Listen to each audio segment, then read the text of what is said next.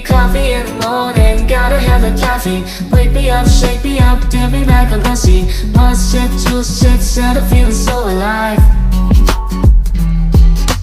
Coffee in the morning, it's the best way to survive.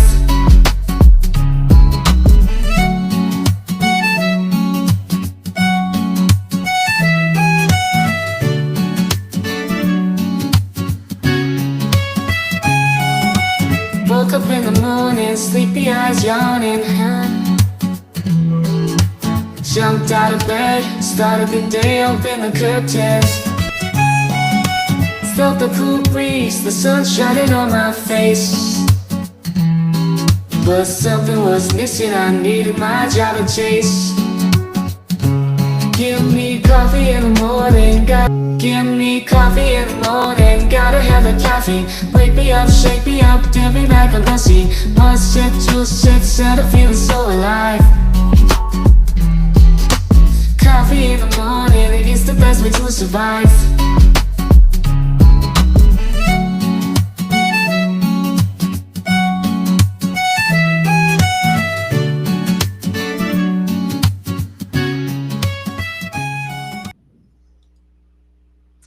Good morning, everybody. Good morning. How's everybody doing this morning? Get on in here and get yourself settled. Sound check. Everything going good? Welcome in. So, we're going to get to unpacking the witness list today in the Brian Koberger case. Those have been unsealed. And something else new we're going to talk about. I got some company back here for us this morning. There we go. Welcome in, Miss Dolphin. Hi, I almost didn't make it back in time. I went to go get something really quick. Oh, no. Yeah. I thought the song was going to last longer. A little bit longer. I do that occasionally. I'm like, wait, it's almost over. I got to be ready. Hmm I didn't even have my chair adjusted right this morning. I'm like, I'm feeling kind of weird at my desk here. Okay, I think I'm situated. Well, good morning. So you went on a little trip. Yeah, I made it a shorter one than I had originally intended. I just wasn't feeling it Uh-oh. 100%. So I was like, let me just make this one stop, for a Yeah. few days and then just come back home. So, yep. Well, good. Nice little getaway is always fun. We did SeaWorld, so that was fun. Oh, good. I've not been to SeaWorld, so did you like it? Did you enjoy it? Yeah, it's been years since I've been, so it was nice to go back. I mean, I haven't been to SeaWorld in probably like, I don't know, 20 years, something like Yeah. that. We Yeah. always said we were going to go, but every time we decided to try to go, the kids and my husband were like, no, we just want to go to Universal. So it was always back to Universal every time. So maybe one day, maybe one day. I don't know. I'm not down with those long lines like I used to be years ago. Oh yeah. I want No the front of the line line kidding. pass. I've done that at Disney before where we just get the front of the line pass. Hmm Let's do this easy. But well, welcome in everybody. Carrie's here, Butterfly's here, Forrest is here. I need to open up the chat. I think Sarah beat everybody here. Good morning. Um, Open up the chat here on my phone so I can see it since it doesn't like to cooperate on the restream in real time. Um, oh, Oh, you know what I do for that? I open what do up you do? your stream in a separate YouTube window and I Hmm. pop out the chat and then I tile it. I put the popped out chat beside your restream window. Oh, there you go. Hmm All right. Well, I'm going to be sharing my screen here in just a moment. I got to grab something real quick that I don't think I queued up on my thing. Hold on. They changed the colors on my restream back here, and I thought I didn't know what was going on when I first got onto restream this morning. It's a little looking a little weird, but it's all the same. hmm Just the color, it's different. It's a little bit different. So, but I had an article that I had planned to read today, but I don't know if I saved it on my. Let me get it. I got it right here. Okay, here it is. Let me grab it like this so I can. Oh, seriously? Okay, hold on. I know how I can. I know how I has to do this. One second, guys.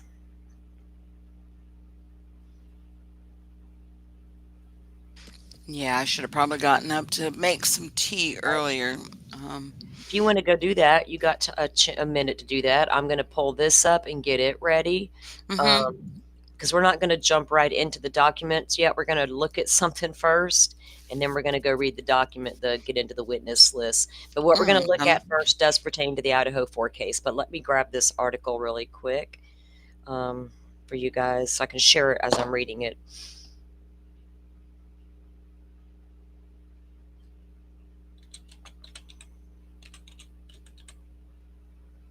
Okay. Ow. Yeah, I was trying to find my watch charger too because I was like, that's Uh-oh. still packed in a suitcase. My watch is almost dead.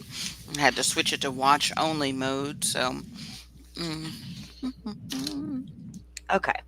So I got this article queued up and ready. So the information came down at sometime yesterday evening or last night.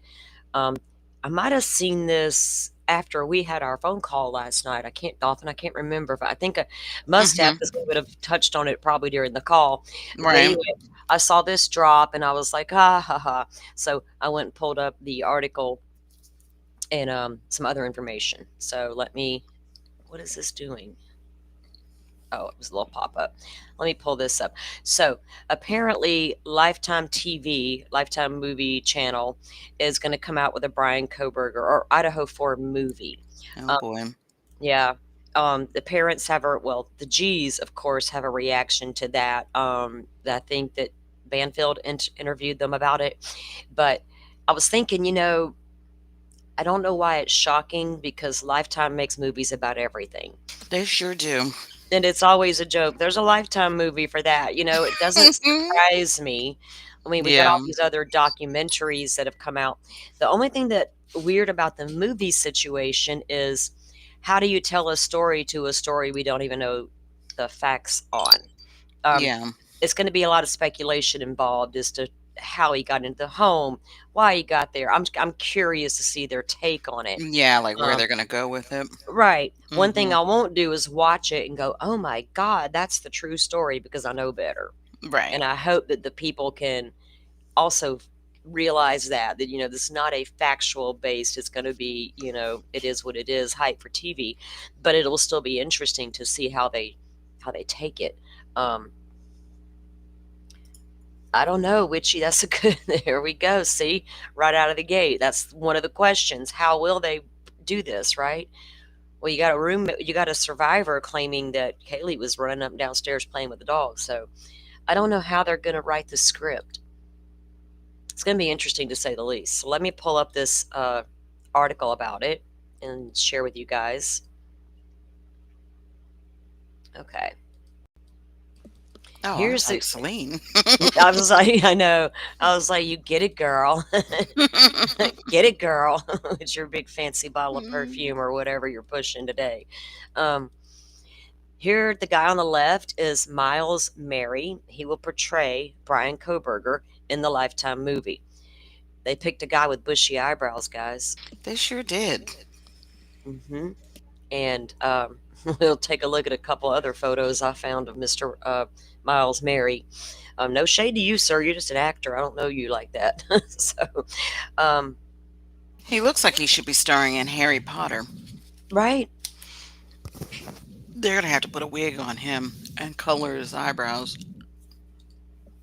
Yep, Forest speculation. And boy, we got speculation happening all over the place, but that's what we do. But we're going to speculate too here in a minute about something like everybody else. Witchy, welcome in. Okay, so, I didn't have to do all that.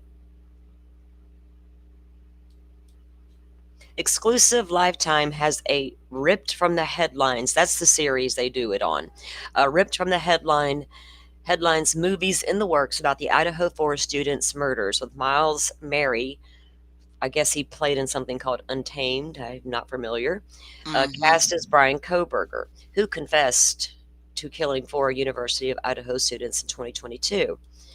From the Behind the Murdaugh Murders, the movie Idaho 4, the Idaho Murders working title, is based on the true story that took place on November 13th of 2022 in the Moscow, Idaho in Moscow, Idaho.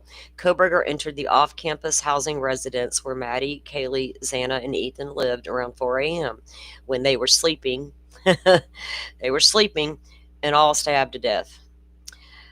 A months long investigation focused early on Koberger. No, it didn't. Yeah. Leading, Hmm.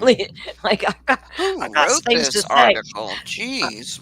I'm gonna try to be good today. You know what I'm not gonna do? Here's the cold honest truth. I'm not the only one that has to watch YouTube videos by YouTube in the back studio, okay? About user friendly, ad friendly, guideline friendly, all the things. What I cannot and will not do is allow um, advertisers to dictate who I am on YouTube. I told y'all yesterday we're gonna get in trouble for this show, and I did. I got it. They didn't demonetize the whole show, but they came close enough. What, But yesterday's? yeah, there was a lot Mm. of talk about a certain subject Mm-hmm. because you couldn't get away from it. So I know that the genre that I choose to stream about is not always going to be pretty, and there's no way to sugarcoat a lot of the stuff, right? They're not even worried about me saying the word killed or murdered. There's no list of words banned on the YouTubes. That's it was always crazy talk, but I'm just gonna have to do me the way we do it around here. And it didn't let the chips fall where they may. Ashley Banfield can drop f bombs all the time, but she's got them big fancy sponsors or whatever. You got to hear that spill she goes through every time she goes live. Ugh. Mm. I'm just like, so I'm gonna try to be good, but at the same time, I can never promise anything. That's just whatever flies out. Sometimes flies out. All right, leading to his arrest on December 30th. I can't stand using them baby words. You know what I mean? Where's the rest of this Oh, article? yeah. Same here. Yeah, we're not going to get in trouble if we don't use the word unalived. YouTube said so in a video they showed me. Lifetime synopsis, but they're worried about the biggest concern would be the ad people, and I don't really care about ad people. I'm not on mainstream media trying to make it and need those sponsorships. It ain't like that.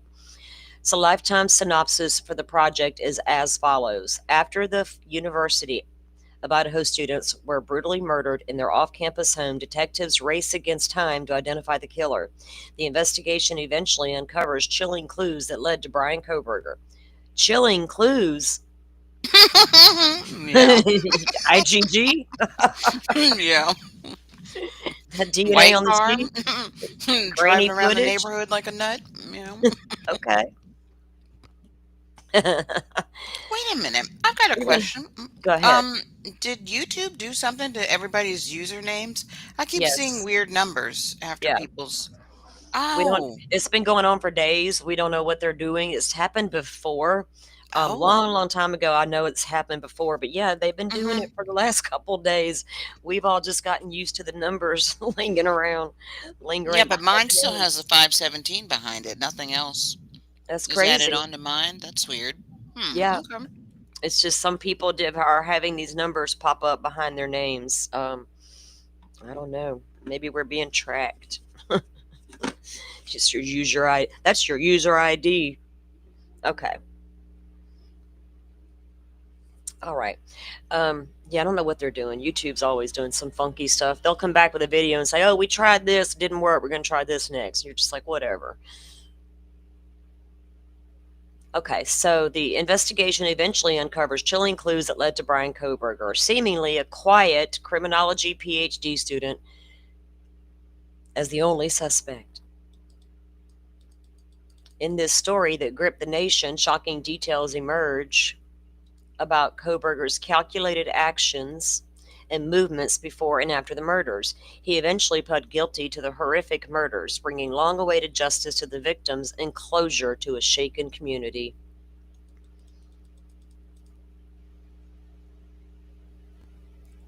It's so senseless. But then again, all Yeah. murders are. Koberger pled guilty and was sentenced to 4 fixed life terms to run consecutively without the possibility of parole, as well as 10 years for burglary. He is currently serving time in the Idaho Maximum Security Institute in Kuna, Idaho, where the vent people torture him. No, I just threw that part in there. Where, where the state's most Mm-mm-mm. dangerous inmates are his cellmates. Oh, no, the vent people's dangerous. He better be glad that that's all that's going on with the vent people, because I'm I was saying. listening to some story. Actually, to Firefly and I were talking when we were driving, when I was driving down to Florida, and this woman was in prison and got pregnant, and they were Mhm. like, it was immaculate conception, because it's like nobody had been near her. I think Daisy all Link. women guards. Miss Hmm. Daisy Link is her name. We did it. We went over the story here while you guys were away. That's crazy. Sending Yeah, semen through the yeah, maybe I was through the listening to vents. you then. Through Uh, the vent. through the Mhm. vent.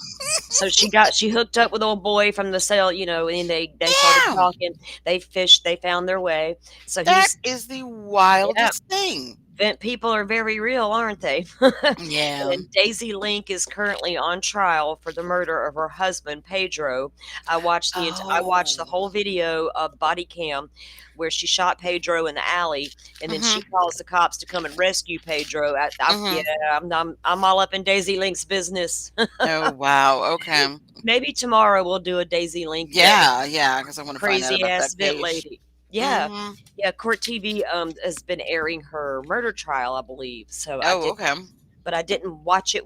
I just kind of like give it a little bit of a review. So maybe we'll do that because it's that's so interesting to me as well. Another Um, interesting one that I saw was the poisoned shake trial oh, I or saw a whatever. little bit A about that. little bit about that, and I was like, "Oh, that's interesting," because they had cameras in the house, and especially in the kitchen. Uh huh. And I was like, "Oh, dude." Oh, in the kitchen, you can see me putting the poison in, Yeah. or not me, but Mhm. the suspect. Wow. We even got there's a audio call out there where Daisy calls mama from the jail to inform her she's pregnant and how she's going to sue them. Oh, that's She was going to try to nuts. she her plan was to try to claim that a guard um assaulted her, resulting in the pregnancy. Like she don't know Mhm. DNA is a thing, and Yeah, and that's easy enough to disprove. Just she tells DNA her test mom. all the guards. She tells her mom on the phone call, "I'm suing them. I'm suing them." Her mom's like, "Bitch, Mhm. shut up." Like I couldn't believe it. Daisy Link.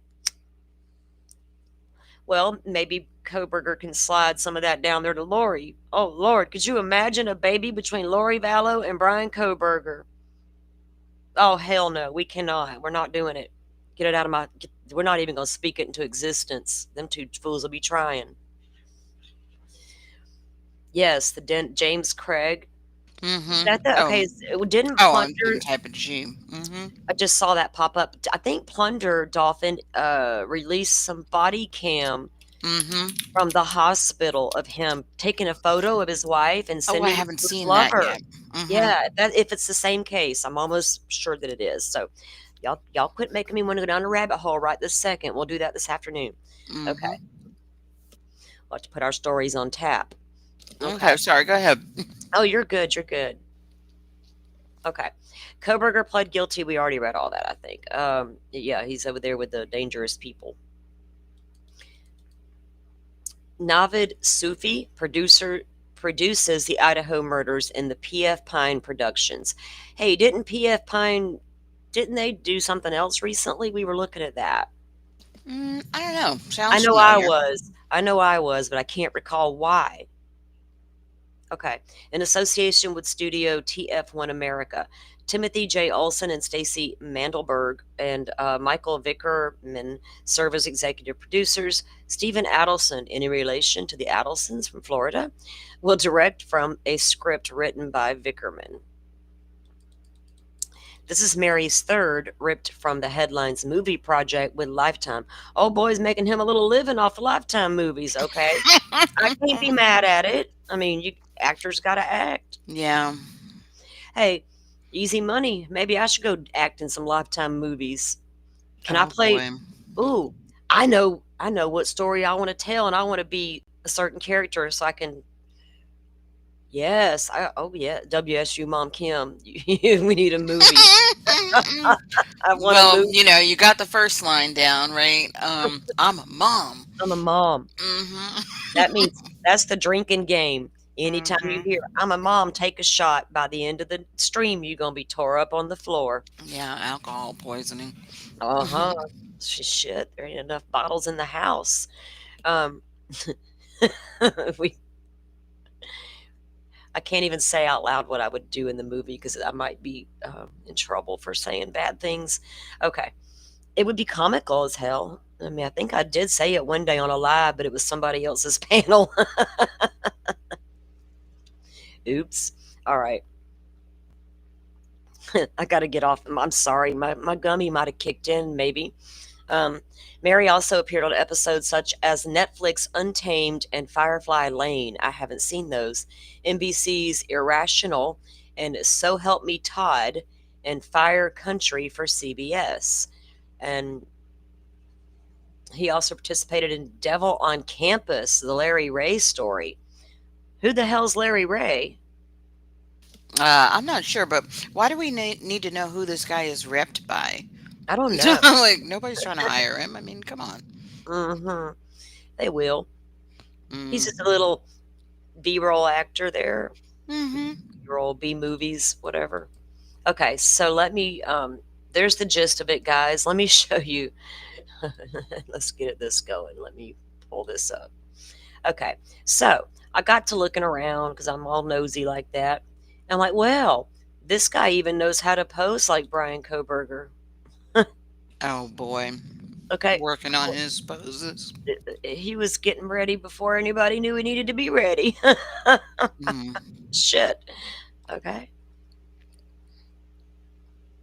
It reminds me of some of Brian's selfies from up there in the hiking. Yeah. Got my, this ain't exactly a thumbs up, but hey, then you got your, mountainous scenery background back there. And you got this photo. Mm. They're going to have to cut his hair for sure. Yeah, or put it under a wig. Put it under one of those wig thingies. Hmm. But And do something about those brows. Can't they be need, jet black. yeah, they got to lighten them up a little bit. Well, they'll Hmm. keep it. They're never gonna get too perfect.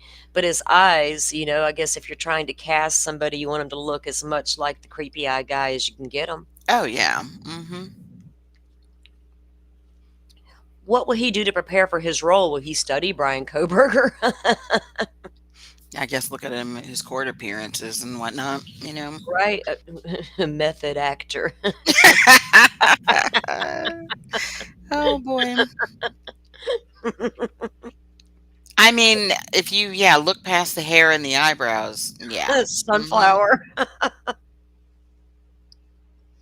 I still want to see the one they're all talking about. The people who have, okay, the people who matter, the people in the know. Certain mainstream media who want to come out here and jump on the YouTubes and drop F bombs and play like Billy Badass all of a sudden Hmm. have information they are still not releasing. Yeah. You're going to play us, Ashley. We know you're holding out, girlfriend. Where is that photo that Brian took on Christmas with Mama in the background? Or Mother, rather. I want to see it. I want to see if it was creepy or not. I want to look at creepy Brian Koberger stuff. I'm tired of looking at the roommates. My God, those girls get on my nerves. Yes. He'll be wearing that balaclava, Riley. I wonder if they'll show him ordering, sitting in his creepy room, ordering up his Amazon purchases back in March. Yeah, before he goes to school. We'll have to see how it plays out for sure. Now, we have a piece where the parents are actually Steve and Olivia reacted. And I understand their thought, but all at the same time, they should have known this kind of stuff is going to come. Oh yeah, I haven't watched that yet. Now, I didn't get this piece came from News Nation last night, so it's not directly from Ashley's YouTube channel because that was a lengthier show. So I'll share the one from the clip she did for News Nation on it. Okay.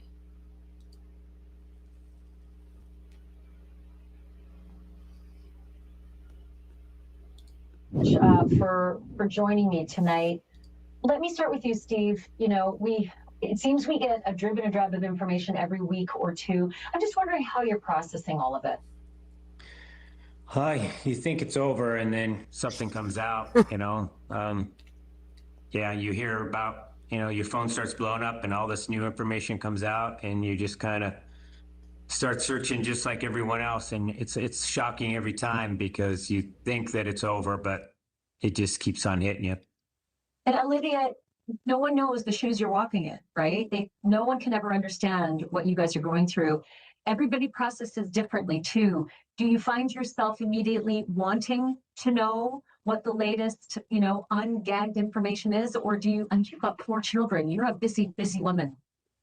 Yeah, absolutely. I want to get the information as fast as I can. The day that the gag order was lifted, we asked if we could have everything that we could have up front so that we could go through it on our own time, so that we could have time to process that. So yeah, I mean, we're on pins and needles just like everyone else, waiting for that next, drop of information. What was the reason for them not giving you everything? Did they say they needed to redact it all first? Was there a logical reason? I think it's mainly the redactions, as well as the prosecutor's office isn't the custodian of many of these documents. I don't know, Dolphin. It's like when she's interviewing them, if it's done through a phone, it's weird sound. I don't know. It is weird. Right. They're actually owned by Moscow Police Department or the Idaho Police Department. And so the documents that they own, it's my understanding that they're actually held up with the court process, which is going through that very, very lengthy sealing, unsealing, redaction process. That's my understanding. So as things, begin to drop out, this latest piece of information has sort of come out of nowhere, and it's that a Lifetime movie has been announced. They've hired an actor, and I think the working title is just The Idaho Murders, but it's one of the ripped from the headlines series. Steve, tell me your thoughts. I almost feel like it was inevitable that this was going to happen, but again, nobody walks in your shoes. It's different, a little bit different because we're used to documentaries, but yeah, this is like a movie. And it's shocking to know that somebody feels the confident that they can just tell your story about your child. And, Maddie, her best friend, the same people that, you interacted with every day, picking them up from school, taking them to parties and taking them to birthday parties and things. And to have somebody else just tell this story, it doesn't seem real. It seems like somebody's just reaching into your house and stealing your life and putting it on the screen. As new information comes out about the actual case, there's this information about the dramatic version of the case. Lifetime plans to, drop a movie in their ripped from the headlines series. They've even hired the lead actor. No one walks in your shoes again, and I'm just wondering what it's like for you to hear that news. Yeah, it's really angering, honestly, from my side. My sisters they're not a headline, they're not a Lifetime movie. And I get incredibly frustrated at the scripted aspect of it, right? We've experienced this in real time, and it's very, very much far from something that is specifically made for an entertainment purpose. I think that's the part that's the hardest for me to get over. Did they reach out to your family and ask for you to be consultants or part of the process? Oh, absolutely not. No, we have not been. When you saw the article is when we saw the article. So we didn't have any inside information on that. I guess the flip side of that is, would you have wanted to be, just to ensure as much accuracy in your sister's story as possible? I personally don't want to be a part of anything that's strictly for an entertainment purpose. So while I would have appreciated them reaching out for what that stands for, I wouldn't have taken part in something that is a scripted, fictional, dramatic reenactment of our and my sister's real life. Any chance you would consider legal action? Some people actually sue for life rights if they're not paid for life rights. I think you want to take that, Olivia? Yeah, I really don't know. Honestly, like, we're not, very sue happy people, and the benefit of that, I don't really know, because it's almost like whack-a-mole. Like you get one down and it, 4 others pop up, and it's almost like, where's that line drawn? At this point, we've had how many documentaries, we've had how many books, we've had how many articles. So while we don't agree with it, I don't know if it's something that we would ever, take legal action over. Thank you for watching. Subscribe below and download our News Nation app right now on your phone, and you. No, Chris, not today. You got booted from the CNN and found your way to News Nation. I know the backstory. Yep. So,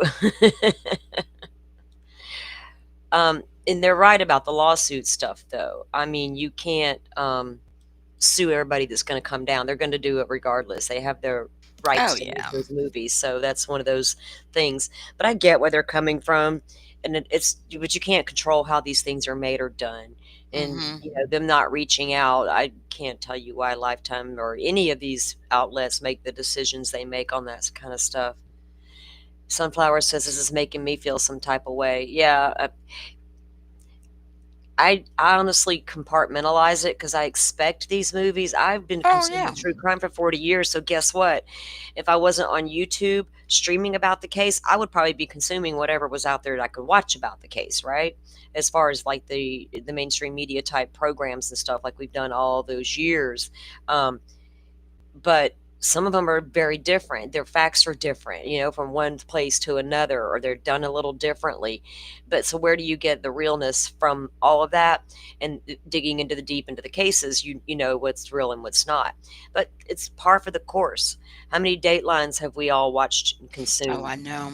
A countless numbers of 48 hours. I'm telling you, that's my go-tos when I am just tired of being a true crimer and being a creator, and I just want to. My hobby is listening to this stuff, and I don't really watch a whole lot of anything else.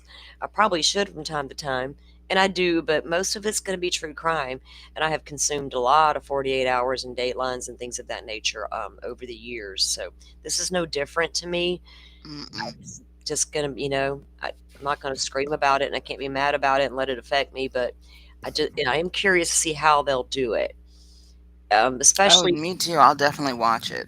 Although I usually laugh at Lifetime movies, but I know that they're not something that I can take seriously. They're drama, right? It's just a bunch of drama and a bunch of, oh my God, people do this or live like that, the women and the men cheating on one another, and I don't know, finding I'm wondering if love they're going after to try and throw traumas. some romance in there somewhere. Oh my God, with Probably, I guess it'd be Ethan and well, Xana.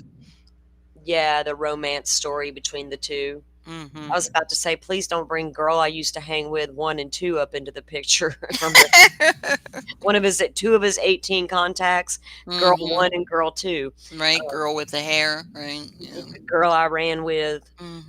Where'd y'all run to? How far did she run from you? I actually, I feel for this family, but they've had this whole bull in the china shop approach this whole entire time. So I'm not really, I don't know, I guess, buying the delicate act, Really? coming from them, that they're bothered by something act, because you can't, they can't Right. police the internet. They can't police the world. Exactly. The story is out there. Think about everybody else, every other, Thank you. serial killers, victims, families. They've Thank you. had to, I mean, Ted Bundy's been gone for decades or whatever, and they've had to listen to, him being trotted Countless. out every time somebody dies, oh, Ted Bundy, you know what I Yes. mean? Just Yeah. about. So it's like, Yeah. either if you can't deal, get off the internet. Yeah. Shut down your Facebook page, or and Oh put God, some yes. restrictions, name restrictions, and Mhm. word restrictions, so that these stories don't pop up, and try and go on with your life. But they Yeah. do seem like they want to be involved, and they want to. I don't know. Maybe there's going to be some activism coming out of them. I don't know what exactly they're doing, but yeah. Right. I get that. I totally can get behind that whole thing, everything you just said. And Because every time a mic is, out, here they are. So you can't control the narrative on this kind of mm-mm. stuff. Like BTK's victims, outside of his daughter and everything she's gone through, I don't know that she's okay. Even though she says she is, there's been a lot of times when she's absolutely not okay. And that's not just some BS. You can take a look at her Twitter and she'll tell you when she's not okay. But Even Lori Vallows, all of her victims. There are so many cases that do have so many victims, and all their cases are talked about. And like you said, Bundy's been talked about for decades. Think So about it. Jack the Ripper is still being talked about. You know what I mean? So, like, he's going to always be talked you about. gotta let it go, you know? I mean, or I Or don't know. learn Not to let it live go, but with it. get right Right. with it, you know? Find your Exactly. peace. Get Mhm. right with it. Find your peace and how you want to approach it going forward, because you can avoid it. Mhm. You can avoid it. You certainly can. All you have to do is not watch YouTube. Mainstream media only covers it for 5-10 minutes when something Yep. pops out. Yep. And court TV is going to go a little longer, but you have to go and look for the stuff. When everybody's getting mad about what they're seeing, there's an off button, right? Yeah. There- there's absolutely an off button to everything, and don't be afraid to use that bitch. Mhm. I Or use it. there's I use it grass all the outside, time. go touch it, right? My fingers sit. I'm like Forrest. My fingers sitting on go. Just tell me. Mhm. I'll Yeah. pop you off in a heartbeat. Olivia has so many kids, right? It's like clearly she has other things Girl, that could keep her busy. plenty of other Did they things say 4 because or she's how got many four did they now. say? No, no, no. She Oh, does have 4 kids 4? now. Wow. Isn't she only like maybe what, 28? She's young. She's in her 20s. I had three in my 20s back to back. So Mhm. I can't, I'm not mad about that. But she is young with four Mhm. little ones, right? Um, Yeah.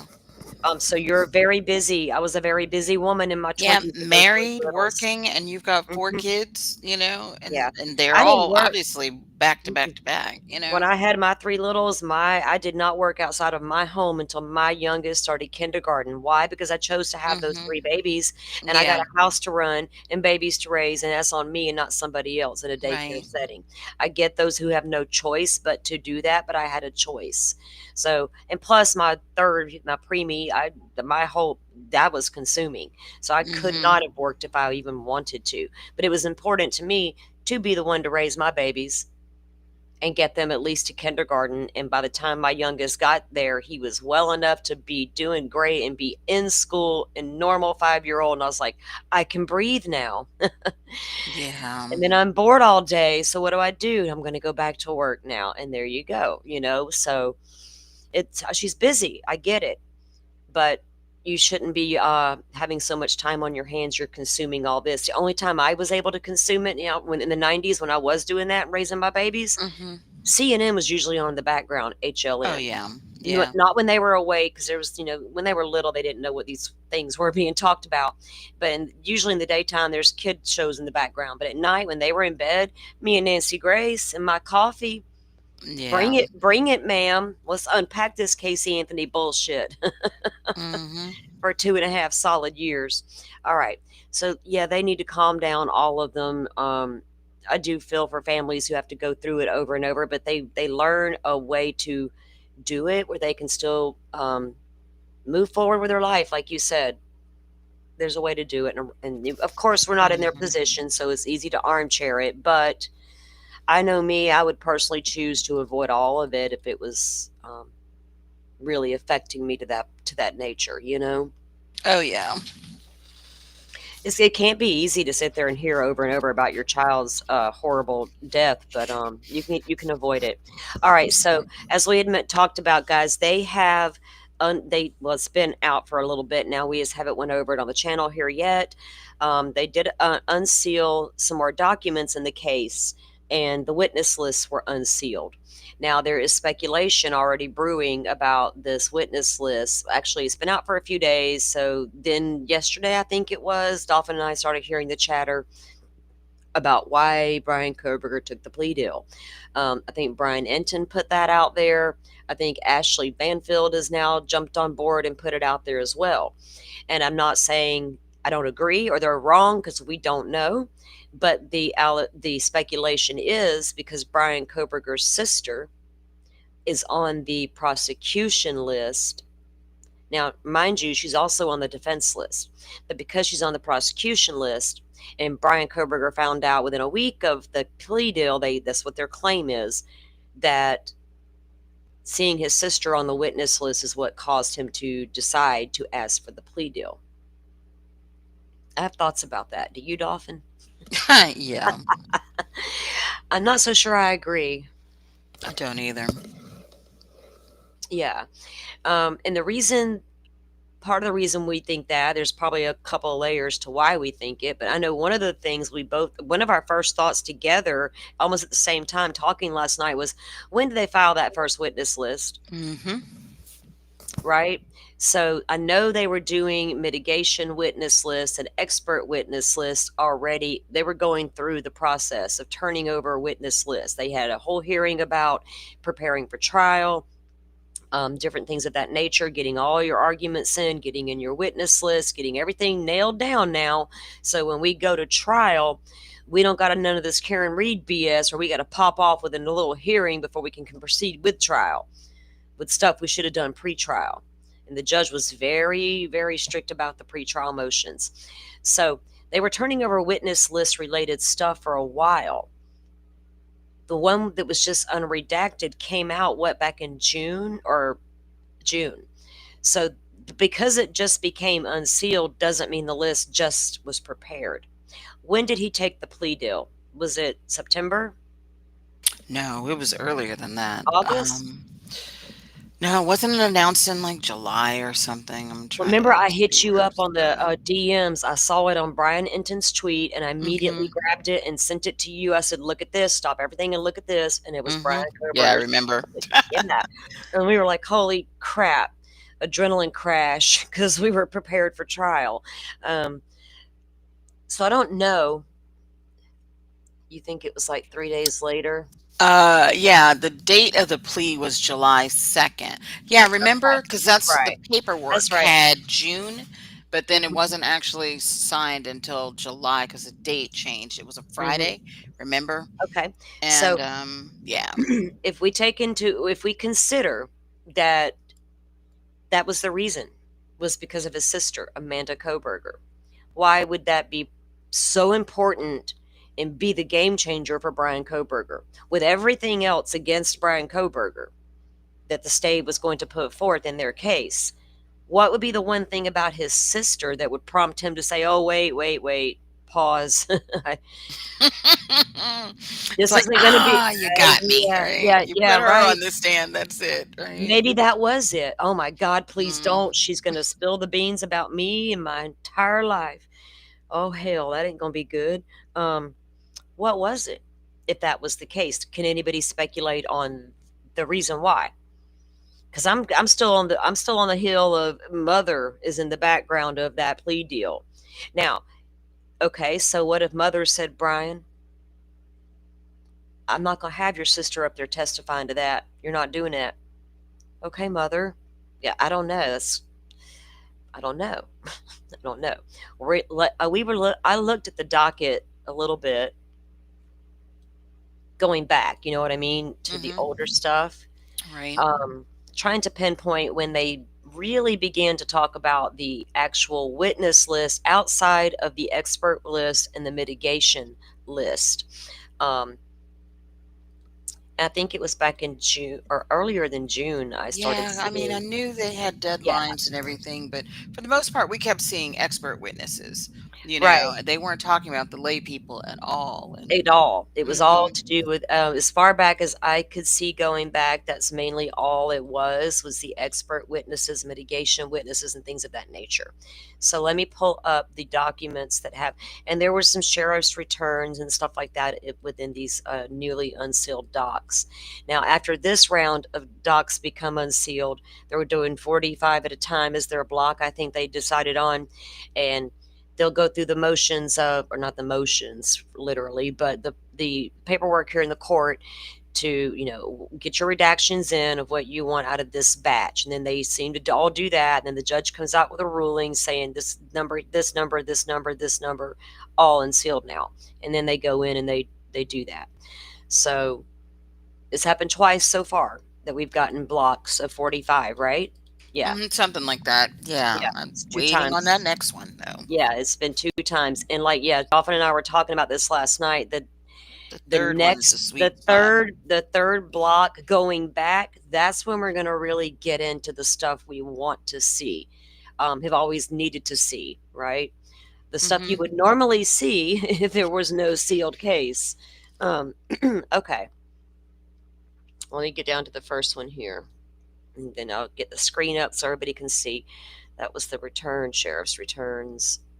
We can take a look at those real quick while we're going down the list. Let me do that so we can get them out of the way. They're very short, Yeah. By the sweet. way, I was just doing a quick search for the word witness on Mm-hmm. the list of the documents.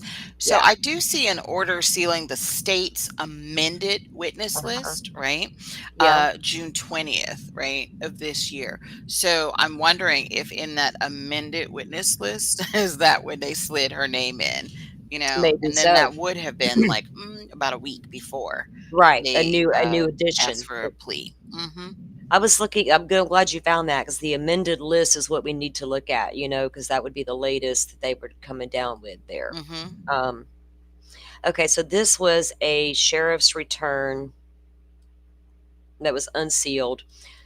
State of Idaho versus Brian Christopher Koberger. The defendant was served a subpoena. It was I, Richard Skiles, Sheriff of Latah, stated the above described documents were delivered to me for service on the 29th day of May of 2025. So this subpoena was going out in May of 2025. Mm-hmm. I hereby certify on this day, July 2025 at 4:05 p.m. I, outside agency officer deputy, being duly authorized, served the above warrant. And this is for Candy Sue Floria.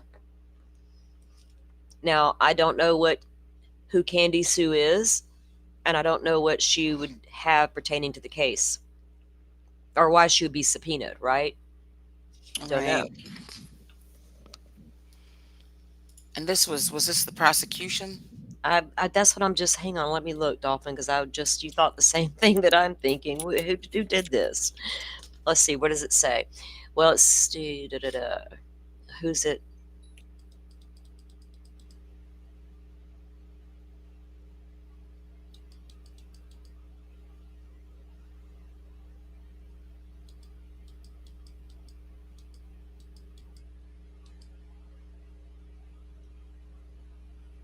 It doesn't say. Oops. Hang on. Let me put that back up. Let me look at it again. Okay. Because there's two in here, or maybe three, but there's at least two of these. I think one they weren't able to serve on somebody because they were not in the state or they couldn't find them in the state. Uh, Right. Jennifer Keys, deputy clerk, the clerk's offices electronically filed. Get back over here. State of Idaho versus Brian Koberger, Ada County. It doesn't say which side it was for that I see. Oh, copy of return sent to the Latah County prosecutor. Would they send the return to the defense if it was their subpoena, or would it go? So that's the only indication I see there of anything. Oh, what's down here? Okay. Oh, here we go. So if I scroll down, Salty. Served to Candy Floria. I, Deputy Patrick Hardy, certify that I personally served a copy. And then she got it. Okay, but it doesn't still allude to who did it.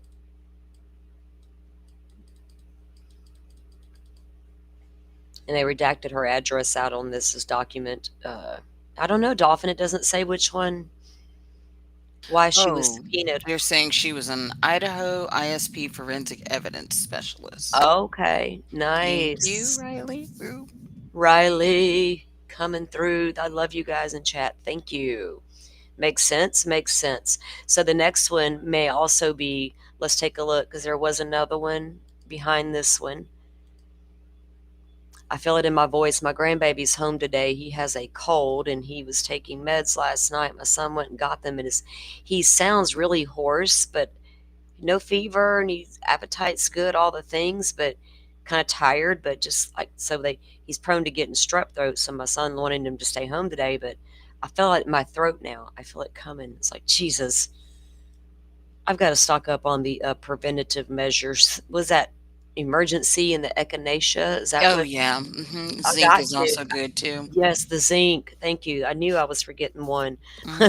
I got to get my arsenal ready. I I have know. autoimmune disease and I will catch your common cold when you Hmm. breeze past me at the store. No lie. And this kid goes to school, so you can imagine the germs I'm going to be exposed to all winter. I can't stand it. All right. It like really grosses me out if I think about it. I'm like, so baby, wash your hands. I'm trying to teach him how important and why. And here's your sanitizer for your backpack. Okay. So this one was served for Timothy DeWolf. Um, the name, this is also back in June. Very, very familiar. DeWolf, Riley, DeWolf. Timothy DeWolf, was that one of the ISP people too? Or why is that name popping out? It's not an expert.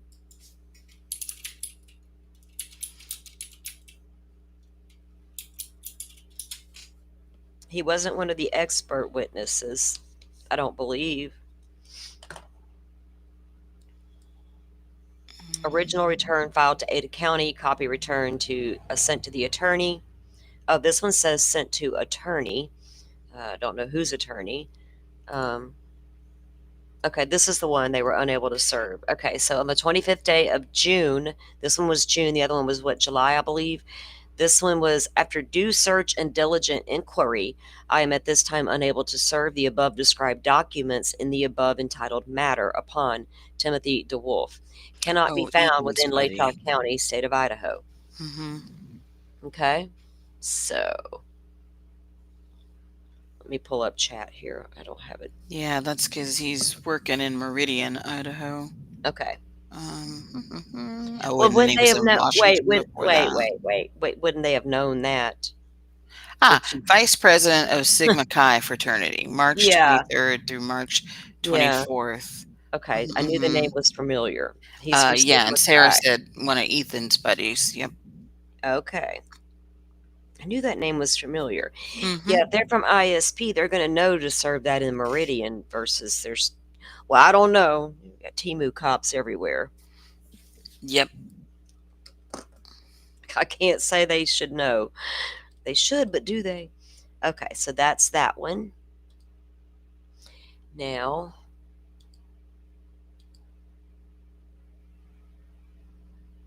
Yeah, Riley. I see all that on his LinkedIn. I just didn't want to read all his stuff out and like kind of publicly dox him. oh, yeah. Yeah, I got to be careful here on the tubes. I don't want to getting warned about, some advertisers being upset for the F bomb or whatever, or the suicide word. I have to watch what I say about people. I don't want lawsuits and I don't like being in a document somewhere. All right. I've seen too many YouTubers end up in documents. I'm like, no, thank you. You see Merrimack, New Hampshire. Mm.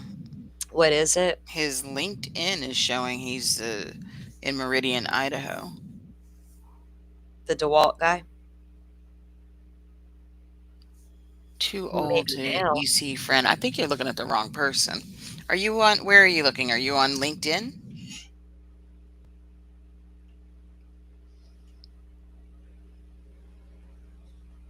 His name came up in another document. Mm-hmm. That's why it was familiar to us.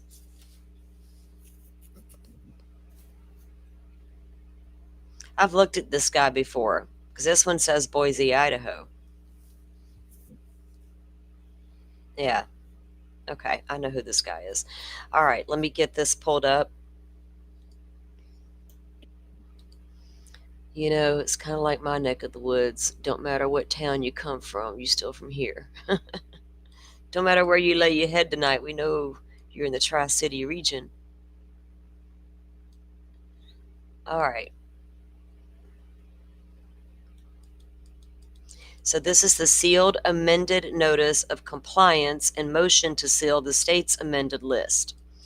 And it came through the state moves the court pursuant to Idaho, and Idaho orders sealing the state's amended witness list pursuant. And this wasn't even worth reading.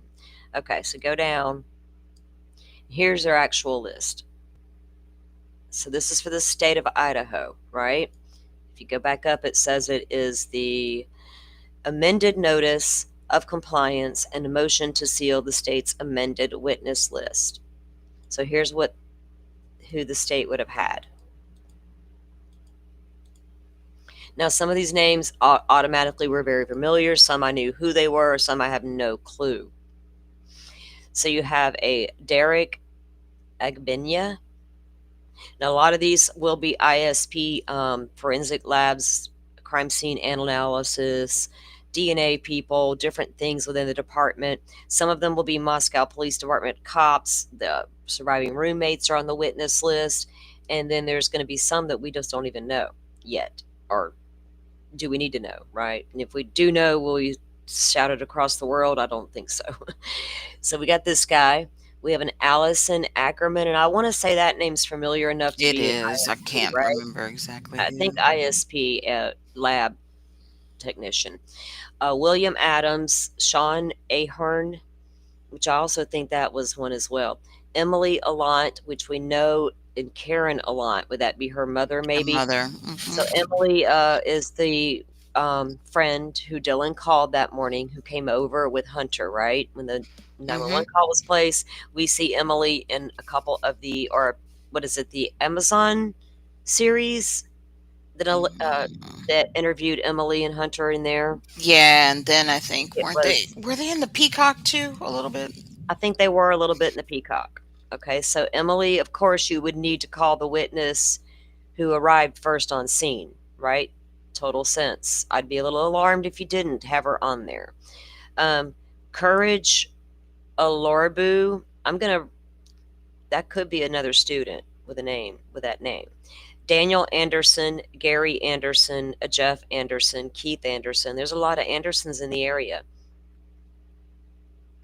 Jacob Archer, Shannon Arredondo, James Atchley, Jenny Ayers is from the ISP lab, and made a fuss about her in one of her documents. Beverly Buffus, Mabut and Buffus, okay. Eric Bailey, Nick Balance, FBI cast agent, Nick Balance. Sandra Barascus, and I was reviewing a little bit of that hearing. Remember we talked about hearings last night? So on the phone, I was listening to a little bit, and they were talking about Nick Balance in this one segment. And what caught my ear the most, that I think I totally missed the first time. If I did, I forgot it. That 7 minutes Ann Taylor was always going on and on about, it was the final 7 minutes before that phone turned off that she was going on and on about. And how the phone was placed in a particular spot that would be exculpatory to Brian Kohberger. Going the wrong way, where he turned around and went back, doubled back the other way. You just didn't, wink, wink, and I don't know. So I just got sidetracked on that. I'm sorry, guys, because Dolphin and I had this whole conversation about some stuff, and it's like I want to dig in now. All right. So Sandra Barascus, Cole Berenger, Barenberg.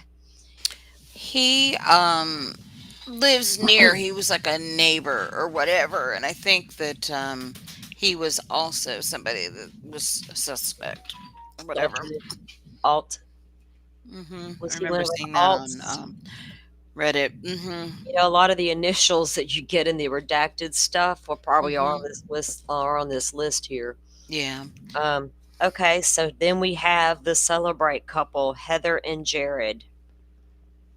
Mason Barstow and Lyndon Beck. Oh boy. There was a lot of rumors about Mr. Lyndon Beck. Right? He's one of the frat brothers. Or Is that the Lyndon that's Josie's boyfriend, though, too? I don't know. I don't know what Lyndon's last I name just is. know of it. I'm blocked by this account, but there's a certain account out there that went hard and heavy about this guy and a couple of others outside of the regular frat suspect culprits that people created. Yeah, there is a whole other. Yeah, so it's that name's on there. That's intriguing.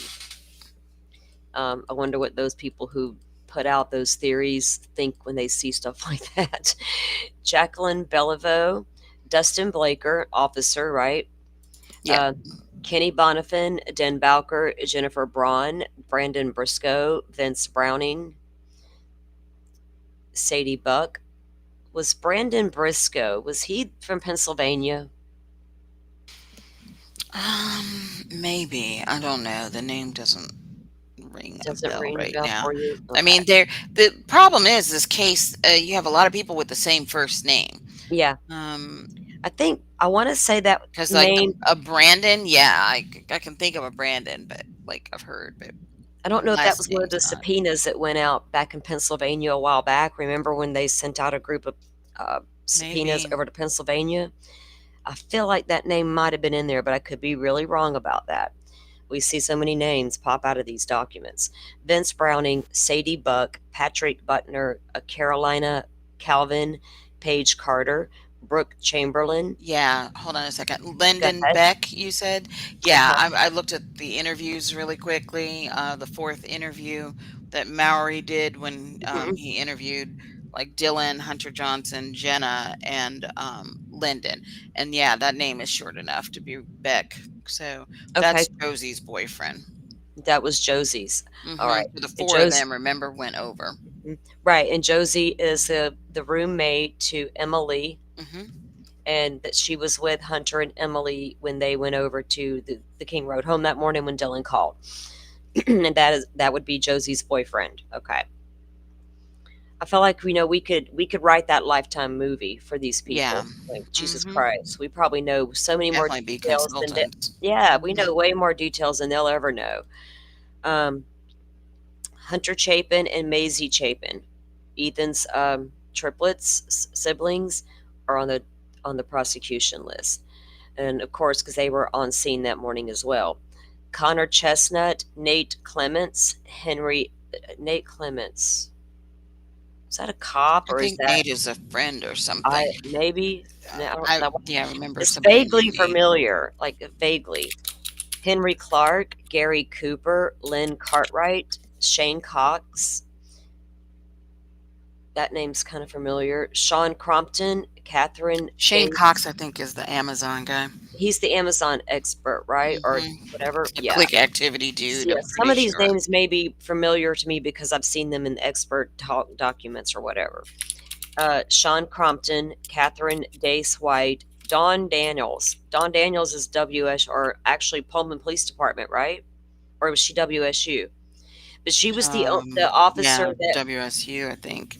but she was the officer that noted in her report that they were No, good. maybe Pullman because she She served a was warrant Pullman, or whatever. right? She was She part of was all of that. And well. She was the one who noted in her note, though, hmm. her report.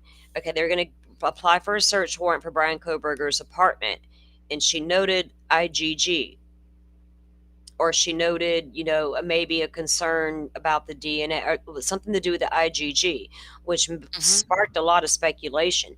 But to me, what it said, she had enough knowledge to know.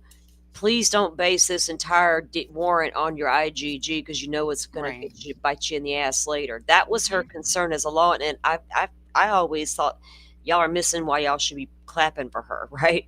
It wasn't that she was sus and whatever, but she's on the list, and she was at Pullman Police Department. Andrew Davis and Gary Dawson. She was present during the search of Koberger's apartment as well. Elizabeth D'Angelo, Justin Deanne, Jack DeCour. Now, we've heard a lot about Jack DeCour. That is Kaylee's on again, off again boyfriend. Uh, Murphy's out there living his best life right now with Jack. Um, so, of course, Jack's on the list, or would have been testifying. Right now, we would be at trial if Koberger hadn't copped out. Chelsea Deisher, after making a big old fuss for 2 years, dude copped right on out. Peace out, peeps. This is too much. James Deskins, Mike Douglas, Darren Duke. That's an officer, right? Yeah, Mike Douglas is an FBI agent. Mike Douglas is the FBI agent. He was going Agent through the Douglas, financials. the financials, right? All the And I think warrant, the helping with financial tasks. warrants. Hmm. Mm. Peter El Goriaja, isn't that one of the friends? El One of the Goriaja, friends. Yep. Origaga, Oriaga. So we got Peter there. John Fletcher, Candy Floria. And of course, we just saw that subpoena pertaining to her. Kane Francentich. How do you pronounce his last name? Where you at, Jeff Frederick. H? There's your buddy, Jeff. Yeah, Linda This would Lane. be the guy who owned the property at Linda Lane, 1330 Linda Lane. He owned the footage that was leaked to the internet or sold, depends on who you talk to, for what, about $1,000, Kane? Isn't that the going story? According to the people you sold it to. But it didn't matter. We had it, and we could see this grainy car circling its prey over there. But some people chose to go on a 2-week or more tangent about ignoring that sedan circling the prey that is in evidence we can all see now for real. But they focused on a weird truck in the parking lot and some shadows moving around, and they saw Dylan and Murphy running across the parking lot, jumping in this truck. It was bizarre. So, Kane owned the footage to all that fiasco and sold it to some chick who put it on the internet. Bethany Funk, roommate. Jason Gage, Eddie Garcia, Darren Gilbertson, officer. ISP, right? Yeah, I think so. Shannon Glinsky, Nicholas Graybell, Eric Gower. Eric would be the private driver. Private driver. Mm-hmm. Eric picked the girls up at the corner. No, it's the grub truck, and took them home and dropped them off. Cade Gararino, Shane Gunderson, Gunderson's cop. Peggy Gunn, Charlotte Hadlock, Nicole Heidman, Cody, and then Herman, and Mazarine Higgins. Now, is there anybody missing that you think that should be there, or is... What's on the next page? Aren't there more? I don't know. Let's see. Oh, Lordy. We would have been like at trial for months and months on end. Rob Hill. Yeah, I recognize his name. I think he's... Is Hill FBI? Was an expert or something, or maybe FBI? Maybe. One of the two, I believe. Carrie Hogan, Ryan Hoxie, Diana Hoffman, Alexandria Imbrail, Anthony Imel, FBI agent expert on car analysis. 2011, 2013. Oh, maybe it's a 2015. Maybe it's all the way to 2016. We don't know what the heck's going on. Oh, wait, y'all got Ridge Road? Great. Sorry, Anthony. Hunter Johnson. Out of all the people in the Idaho 4 case and the survivors and friends, Hunter's going to carry the most weight with him for the rest of his entire life. And he has to process that. And I hope, outside of take away all the drama to do with this case, the rawness and the realness of walking up those stairs and walking into that room and seeing what he saw, you can bet your sweet ass that everything around him was fading away. It would for me. All that noise outside, I'd have been like Jack Decor, get me out of here. Away from that. I hope Hunter, maybe he should have had the GoFundMe to help get his mental health straight. Mm-hmm. And I hope they're not packing him full of damn pills. Good Lord. Quinn Kelly. Who is Quinn Kelly, you might ask? Yeah. I'm having fun. I'm having too much fun with this witness list. I love it. Okay. Quinn Kelly Why, is oh why? Dylan Mortenson's boyfriend. Why, oh why? Hails from Boise, Idaho. I'm not doxing. It's been out there Does forever. not even go to that school, right? What can he elaborate on as a witness? Supposedly claimed he had never been there or whatever, or Claimed he hadn't been there. He went on social media, right, to defend himself against rumors and allegations about him and Dylan. So we got Quinn on there, Jessica Kelly, Amanda Koberger. Now, some of the speculation about Amanda being the reason Brian didn't want to testify or have a trial that he fought so hard to have, mind you, is what would she testify to? Now, he stole her phone back in the day, but that's 404B evidence, prior bad acts. It wasn't coming into court. So she couldn't have got up there and testified about that one time when Brian stole my phone and Daddy called the cops that time. It wasn't coming in. And she's not on a mitigation list right this minute. This is a witness list. What would she have witnessed? Did she witness that Amazon purchase back in March arrive at the home? Did she witness Brian with the K-bar knife purchase from that Amazon order? Remember, it came from the family shared computer. We don't know who ordered it. It's hard to say. It could have been Mother. She got to chop down some weeds in the backyard. Backyard looked pretty manicured to me. Don't we got an image of Daddy out there with a weed eater? Father? Something. Yeah, shop vacuum and some So, other yeah, stuff. oh yeah, Yeah. he was cleaning up from when the FBI raided his house. Yeah, broke his Poor man. windows out and Yeah, stuff. broke Yeah. it, busted out his windows and stuff. That's right. And he has a little sun protection hat on and stuff. Jason Knight, Michael Lang, Roger Lanier. Isn't he the ex chief? MPD. Okay. No, he's captain. The captain. The captain. Aye, aye, captain. Josie Lautner. Of course, we spoke about Josie already. She's on the witness list because she was one of the ones that came over that morning. And who knows what else she would have testified to. John Lawrence. Now, could some of these girls have testified to hearing Kaylee's story about the guy in the woods, right, behind the house? Would that have come out at court? Or would have Ann said, that's hearsay? Well, how can it be hearsay if Kaylee's not here to say I said it or didn't say it? I don't know how that would have played out. John Lawrence, Justin Larry, Vincent Lopez, Karen Lowe, Catherine Mabut. That's Dolphin's favorite person in this whole entire case, guys. Old loose lips Mabbit. She coined that phrase, by the way. Loose lips Mabbit. And if you know, you know. If you don't, we'll get you caught up here on from the the members very only. beginning. We need to do a members only and go through the case archive and see all the bizarre. Miss Mabbit would be one of the biggest bizarre pieces from the beginning of the case. She allegedly stuck out right from the very beginning. right from the I'm very like, beginning. what in the actual So, hell? for those of you who aren't aware, Miss Mabbit is the coroner in Latah County. She has been she's also an attorney. She has a little office right there next to the Latah County Courthouse where the She jail also teaches classes at the teaches university. classes. Yeah, she's got like 5 jobs. Very unassuming lady, but she went on a local media broadcast there in the county in the beginning and talked to a reporter about the scene and what she saw and observed at the scene.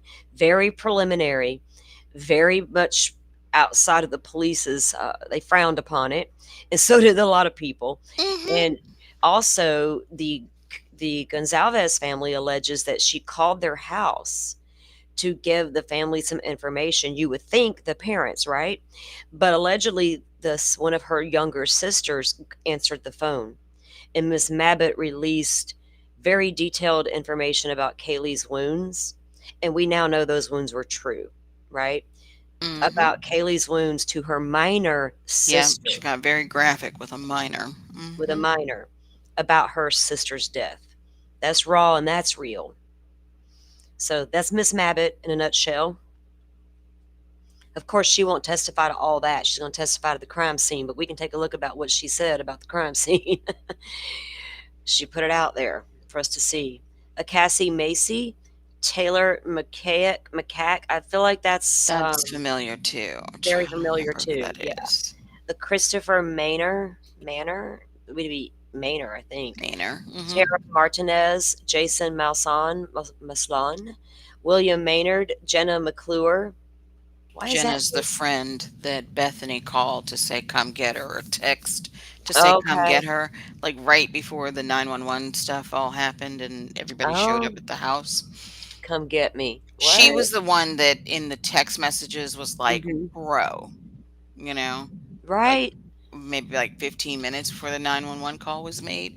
And we were like, wait a minute, something else You're happened. already She was the come and get me. JM.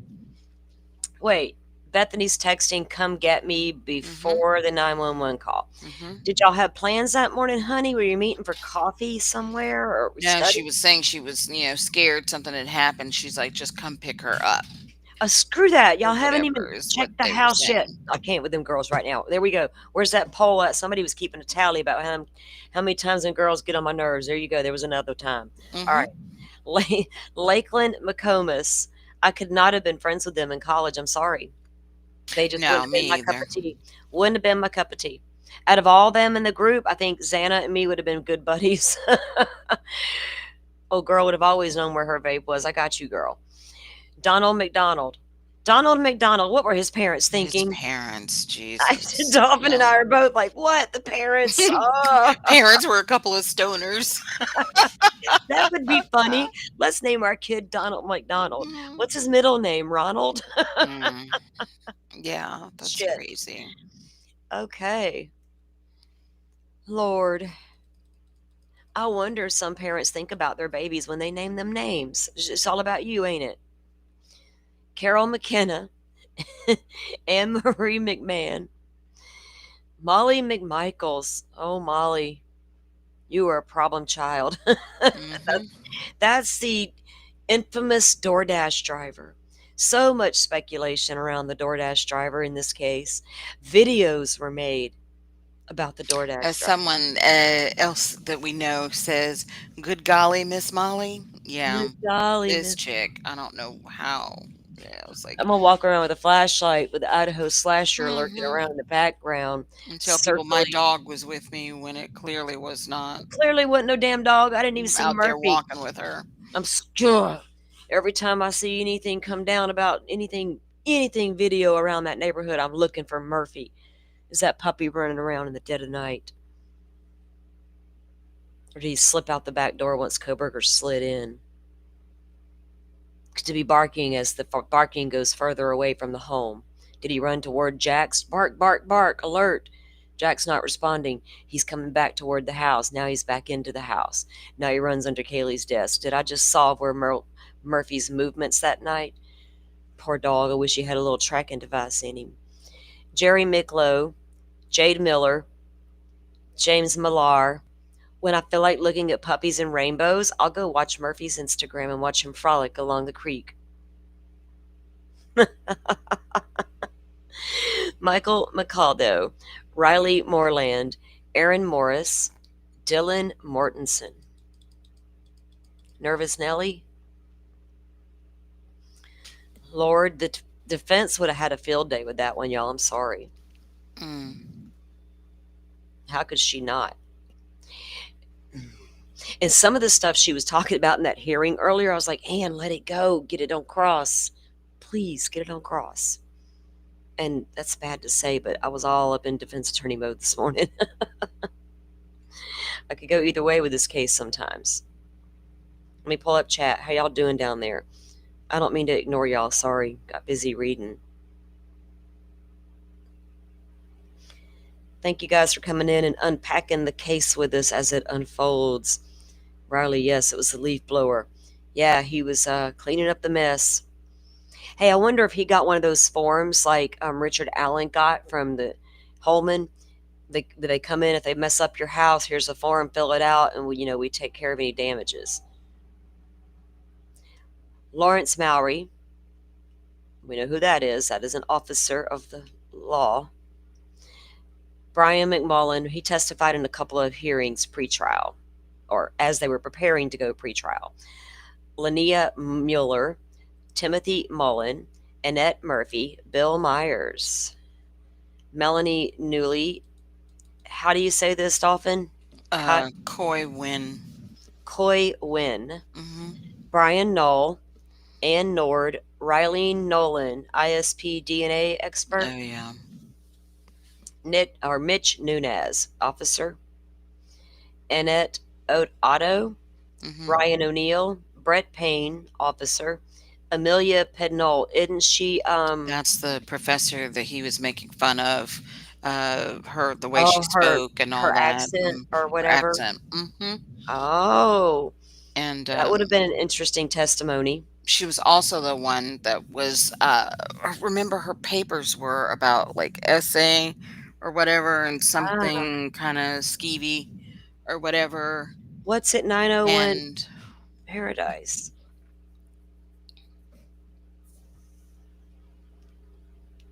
oh, the camera. Oh, okay. Riley says 901 Paradise Creek Road is This when, when, so yeah. probably So no probably camera. That's camera. probably where that person lives. Hmm. Okay.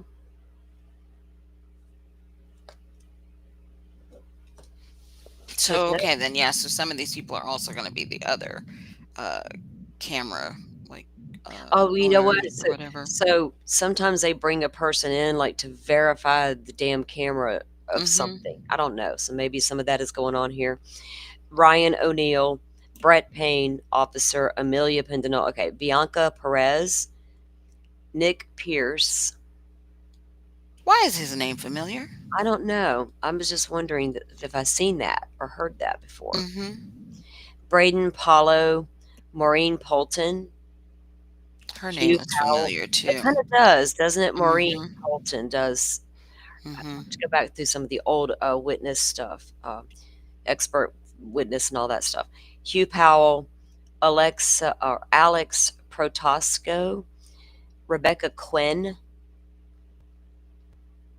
Justin Javon Reed, Jeremy Regan, Well, Gideon. that's the neighbor who talked too damn much. Remember, Jeremy Reagan was the one that was doing all the That's it. interviews at the very beginning, and he The looked very very beginning. weird. And then he says, "Oh, I know people say I could be the suspect because the way I look, and I know I'm awkward and da da da da." You And know I was who's like, "Yeah, honey, go sit down somewhere." you know who's not on these lists that I haven't seen yet? Oh, yep. Um, what's the guy's name that lived next door that went on all the YouTube channels in the beginning? Oh Oh, you're shit, talking about Enan Harsh. Enon Harsh. Remember he Oh, was talking about getting a subpoena and this, mhm, that, and the other about what he heard, what he saw, a scream in the night, and all this weird shit. And mhm. also, WSU Nyan Mom Co. Kim is not on anybody's witness list, by the way.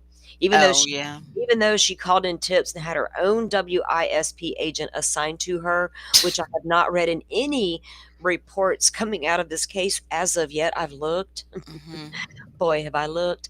For that one report where an ISP agent met with WSU Mom Kim, mhm. aka redacted. I won't dox you, girlfriend. Not today. Maybe tomorrow. Jeremy Regan, Gideon Roberts, Jonathan Rosinski, Christopher Richard. Why is that familiar? Chris Richard, Charlotte Schmidt, Lorelei Schreier, Jen Sajuko, Jake Schweik. I don't know if that's familiar to me or not. I feel like wait, that's not Maddie's boyfriend.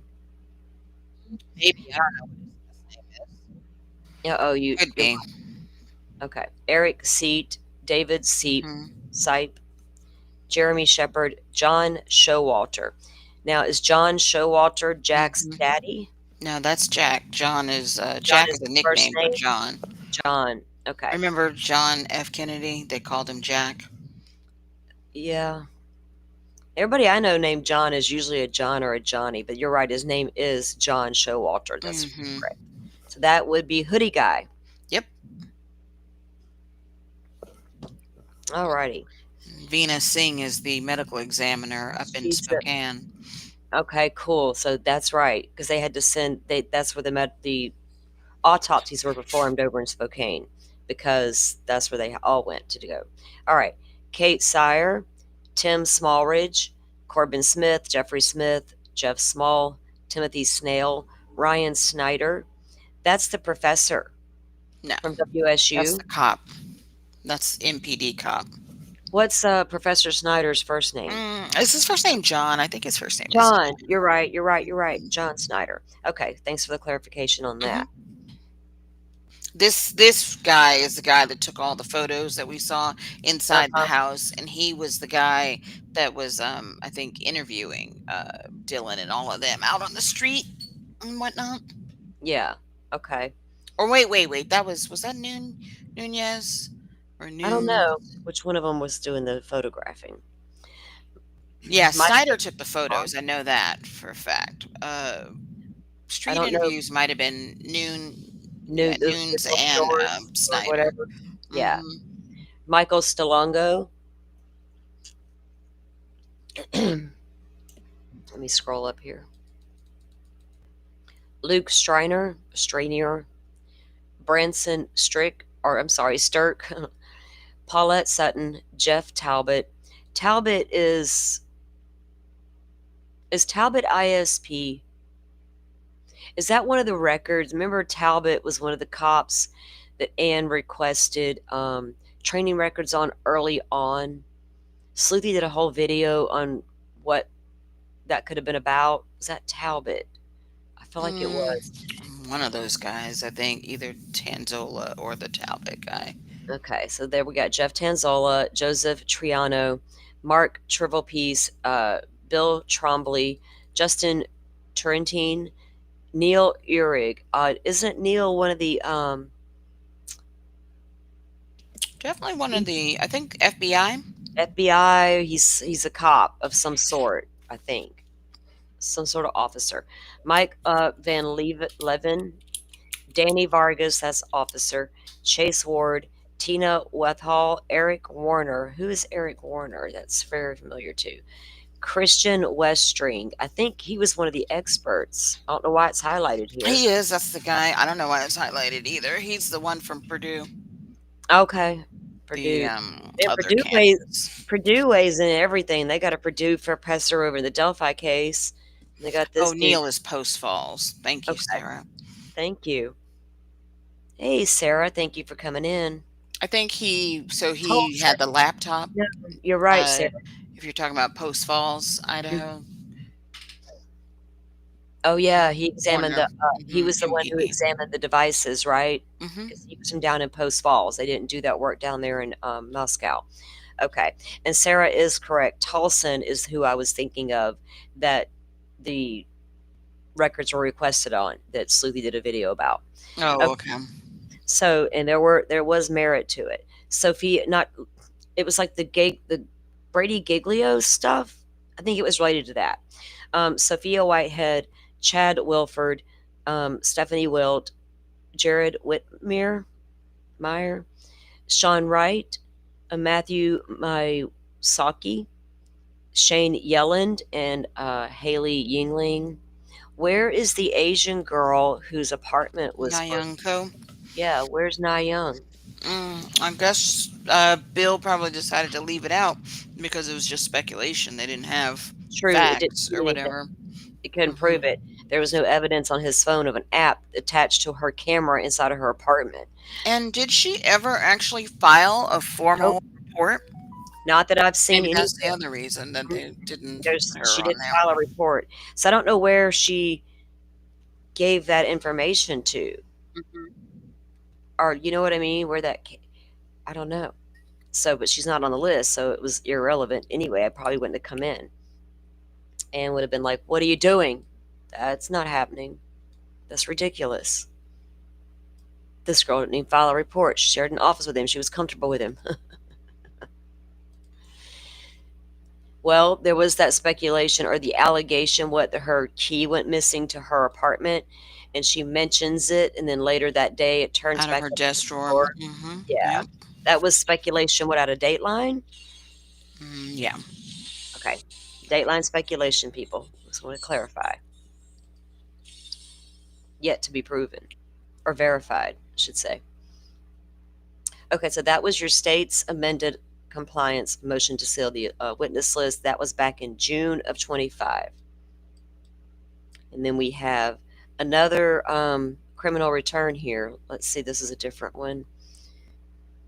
And then we'll get to the defenses list here.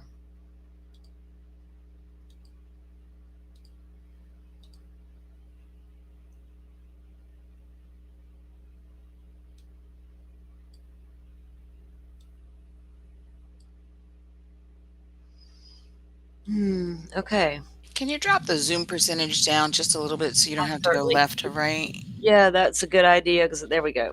Yeah, Now, because you can if I still go see too it. small, if I go smaller than that, I cannot read it correct. Oh, okay. I'll have to struggle to read it. That's why I blow it up like I do because I want to lean back. I don't want to have to lean in. So anyway, this one was I hereby certify that after due research and diligent inquiry, I am at this time unable to serve the above described document in the above entitled matter to uh, Raju Yesenia. Yesenia. So they weren't able to Yesenia. serve that one on Rajo. Who is, I don't know that. Raho, probably. Raho? Mm-hmm.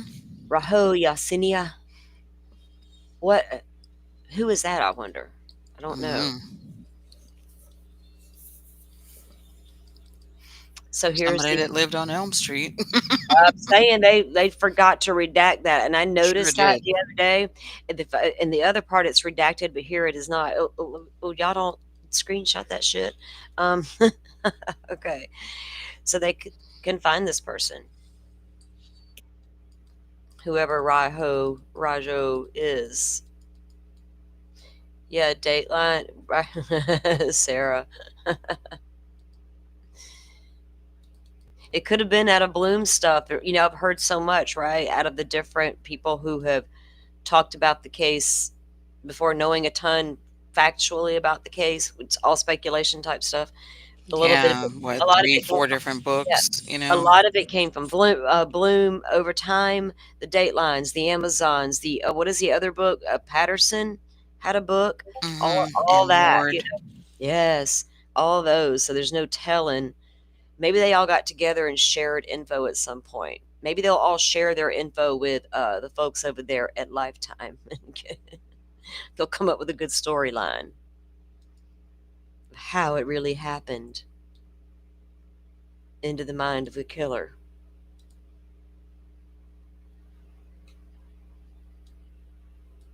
Okay, let me grab the defense list now.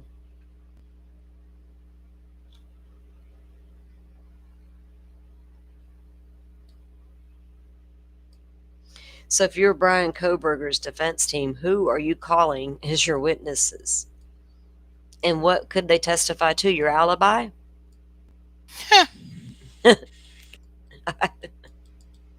Could they back that up?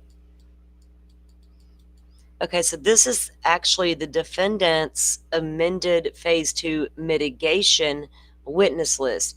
And the one for the prosecution that we read was their amended witness list, right? To everybody that would come and testify. So when this one came out for the unredacted for the defendant, it is their mitigation witness list. It's not their trial witness list, right? So there's a difference.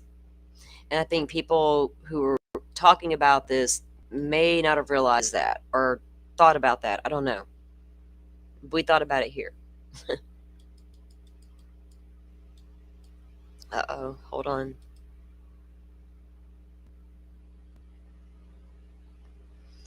My grandson's being awful quiet. I may need to go do a checkup. Okay, so we got it up on screen. All right, so this is defendant's second amended phase 2 mitigation list. And this would come after trial, guys. So if he had been found guilty, they'd have moved to these other phases. You got your mitigation phase and you got your penalty phase, right? Yeah, these are the people who would give you reasons why you should not give him the death penalty and, give him life instead. Right. All right. So who do we have on this list of people for mitigation?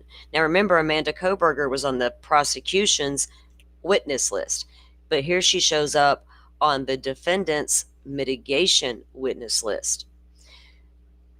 Yeah, my brothers kind of did this and that, and probably did this and that, but take it easy on him.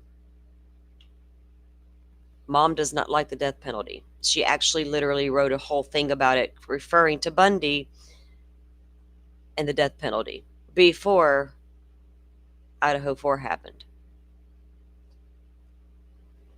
All right. So they feel some kind of way about the death penalty in the family? Probably so. Alexandra Ferris, and then redacted, Amanda Koberger, Angela Alvarez. That name is ringing a bell.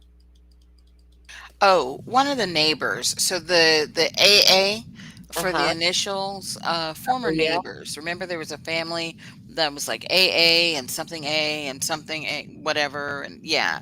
So maybe that, or it could have been this Augustine Atta or Mhm. whatever. But yeah, um, well, gosh, what was that?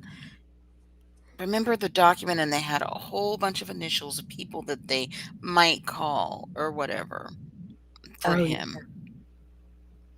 People okay. who went to church with him, da da Yeah. da da. They had all the different sections. Yes. Yeah, yeah, Mhm, and the they had the back, initials galore. These are gonna be yes. those people. So Alright, if well, you actually had that other document and had that up side you by can side or compare it. whatever, you could tell, okay, who's who. Yeah, you could absolutely do that and make the Mhm. comparison.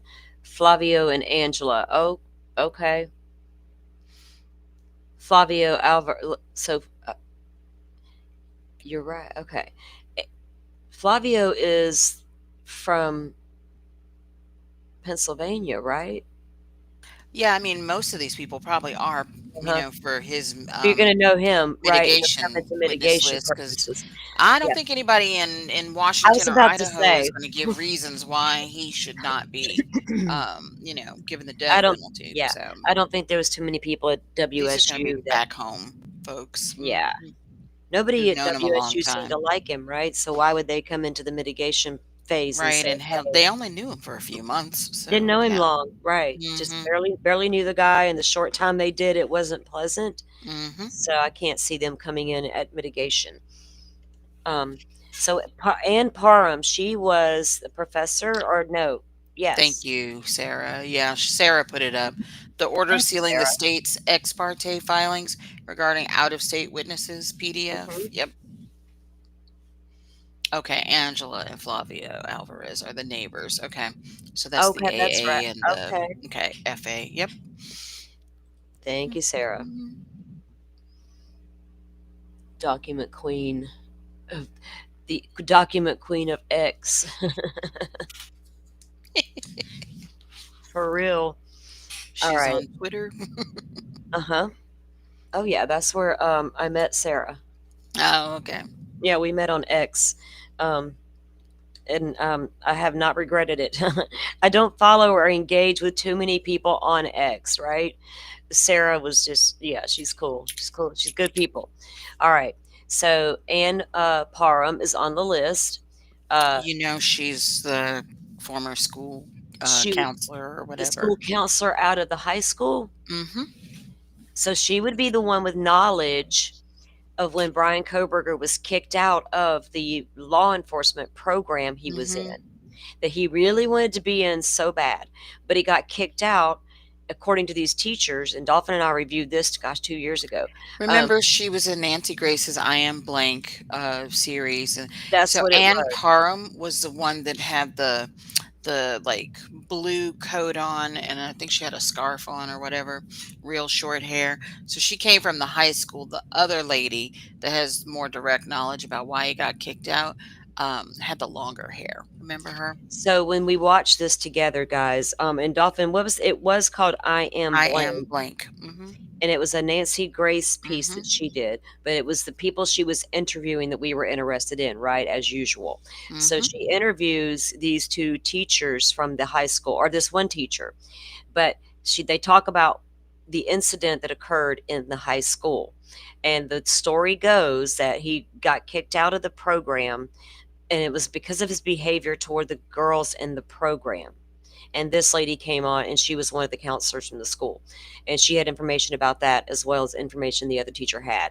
So that's what that's Right. about, and that's who She she was the one is. who also said how he worked really hard to get into that program. Yes, yes, he did. Mhm. And then once he was taken out of the program, he had to go and take the HVAC program and do Mhm. like his dad, and that was probably a gut punch to Brian Koberger. Oh, yeah. I'm just saying. Um, But the thing is, he got kicked out because his behavior and treatment toward the women, and they won't release the information behind it because there's laws against it. Of course, it was in school times and all that's protected information. But what would she have testified to, right, on a witness stand at mitigation? Hmm. Um, are some of these willing witnesses? You know what I mean? Yeah, he may have done it, but he doesn't deserve the death penalty. There's people out there who absolutely believe in that, and that's their right to believe that. Anastasia Hurt Moran, Ariel Meyer, Ashley Detore, Aubrey Scott, Augustine Attal, Brandon Andriola. Um, Brandon Andriola, he's from the Pennsylvania Pennsylvania, subpoenas. linked to, what was it? Not the gym, not the car dealership. I don't remember. CE. Okay, we just got initials there. CE is the person that they really wanted to protect because they said her Oh, medical medical situation. condition. Hmm. hmm Yeah, Yeah, interesting. the any kind of harassment, Yes, they might. were gonna. Yeah. The judge said we were going to leave just her initials in because her hmm medical condition may cause hmm undue harassment. But poor thing, I don't know if she got a disfigurement or something. I don't. What people going to do? Make fun of her? I don't know what that means. But okay, I'll trust the judge, like I said on that one. Yeah, Uh, I think it's just she probably needs to avoid stress and stuff like that. yeah, maybe so. Probably so. Well, don't we all? Maynard Christian. It's too bad there's people on the internet that would get a name and just run with stuff like that. Hemmons Craig, it's not acceptable. I don't care who you are. Willits Dale, Carol Dane, Daniel Parfit, or Dane Carroll, I'm sorry. Dale Willits, Dane Carroll, Daniel Parfit, David Macon, Eileen Novick Cohen. I don't recognize that name. Former teacher or something, maybe. Eileen Ryan, DO, expert, previously disclosed. Ryan, I don't remember. I do vaguely remember her. I think she's one of his mental health experts. Oh, one of many. Trexler Ellen Trexler. Sorry, I read it backwards. I was Esteban. like, why are you reading the I don't last know, names first? because I felt like seeing if y'all was all awake. Ha ha ha. That was testing 1, 2, 3. Thank you, Butterfly, for dropping that in the chat. She dropped Sarah's X handle in there. No drama there, just documents, man. If you want to have a little conversation, just be polite. Ellen Trexler, Estevan Pina. Why do that sounds familiar? Ethan Ogden, Eugene Miller, Flavio Alvarez. There you go, Sarah. There's the Flavio to the Alvarez. All right. Garev Narang. I'm going to butcher names like that. Dolphin, have a stab at it. Um, yeah, Number no, you were 25. fine. Okay. Guarov, yeah, Naran. Gaurav Narang. That's probably maybe somebody that went to school with him, maybe Could have undergrad been. or Because remember, whatever, or he didn't just grad attend in high school. Pennsylvania. Right. So he attended high school in Pennsylvania, but he also did his junior college in Pennsylvania. He And did his master's. and DeSales, exactly, the master's. So he hmm spent a lot of time in school in Pennsylvania. He had a lengthy career at school before he ever took off to Washington for this stint at WSU. Jake Voigt, James Aiken, expert, uh, Jeannie Saylor. Why is that? Is that from the high school? Why is that familiar? Yeah, it's very familiar to me too. Isn't it? hmm Jeffrey Cutler or Clutter? Sorry, Jeffrey Clutter. Jeffrey Lewine. He's an expert. That's familiar. It's got to be in a document. It Jennifer is. Mavronis. Jesse Harris. That's the boxing gym That's the guy. boxing gym, right? So that was a hmm subpoena sent out over to Pennsylvania a while back by the defense. So Jesse ran the boxing ring where Brian Koberger allegedly went and trained with boxing. What does that tell you about his agility? What does that tell you when Ann Taylor wants to come into a document and tell you he's got a condition where he's not that great at coordination.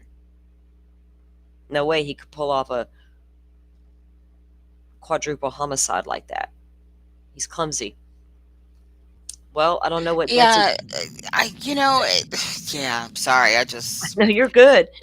that's so annoying. You don't need coordination to stab somebody or slash I at know. somebody. I mean, even somebody who's got, challenges like, with their hands, like say somebody who has muscular dystrophy or something like that, Mhm. they still can like, Here, cut a well, steak or something and use, a fork and a knife and, it's yeah. basic stuff. It's not surgery that was required, you And know? in the heat of the moment, Jesus. I mean, I don't know, right? Some people Mhm. are very uncoordinated. I'll just say one in my little flock is, and I couldn't imagine that he would get it right if he tried, if he needed to, he might miss. Poor thing. Anyway, but no, that's not the case here with Brian Koberger. He was training to box, and when he was still at WSU, he was still continuing the running. They have a Strava Mhm. account to show the agility of his running ability and how in shape the guy really was, right? There's things that uh, there's circumstantial evidence to show us that yes, he was physically able to pull this off. Let's Oh god, I actually was just thinking what Anne was gonna have him coming in court, like, dragging a foot behind him or something, I mean, and then I no, started thinking about, remember no, when he actually did start moving around a lot more right after uh-huh, she mentioned his inability to, control his movements and all that, and mhm, you had never seen the man move an inch in court, then all of a sudden, one day, he's moving around, kinda almost got swiveling function, and, yeah, just doing all yeah, kinds of stuff, shifting in his chair was like, "Oh my goodness." They really, put the play it performance up. on. Yeah, Mhm. play it up with the dramatics for the courtroom. Yeah. People were like and during the Casey Anthony trial, it was comical to me where people's perceptions, how they perceive things, Mhm. because I absolutely understood going into it why the defense was going to present Casey Anthony as this sweet, charming girl next door you'd trust to babysit the babies. Look at the way they dressed that girl.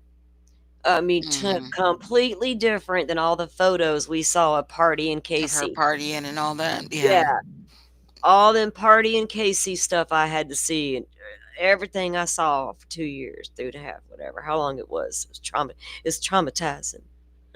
It was so much. But yeah, alright, so back to the document here. So we got, Jesse, John Edens, an expert, I remember seeing that name. There's John Snyder, the professor. That's the professor. Yeah. Now Mhm. remember, he's went on and done an interview, right? We reviewed it here on the channel. He did an interview with a local reporter. He was at the bar, The right? bar, Yeah, and the guy's yes. wife worked at the bar that he used to go to, and he would meet He him sometimes for drinks. and he apparently didn't care for Koberger, and so there was a Mm-mm. whole thing with those 2. Um, Jolie Brahms, expert, Justin Reed, Catherine Ramsland from DeSales University. What? My, oh my. Little miss, I can't talk about it. Mhm. Little miss, I can talk about every serial killer under the sun, but I can't talk about this one. Well, we know why. Remember that okay, so Howard Bloom suggested in his book, right, that she was writing a book. Is that how that went down? Mhm. And that she's working with the family. There was even a rumor She's out trying to there. write one. Yeah. Yeah, Mhm. and there was a rumor that she was gonna get a Airbnb over in Boise for the trial, and speculation was it was there to be there to support the family, but I'm gonna say it was possibly to prepare to testify at trial, need a place to stay and all the things. Um, what would Catherine had testified to? How much of her interaction with Brian was really online and how much was in person? Now she talks about in the Brian Enton pieces that she's done, or the ones she did with him, that she talks about meeting Brian Koberger and having interactions with Koberger. but we don't know how often those were compared to any kind of online situation he had going on.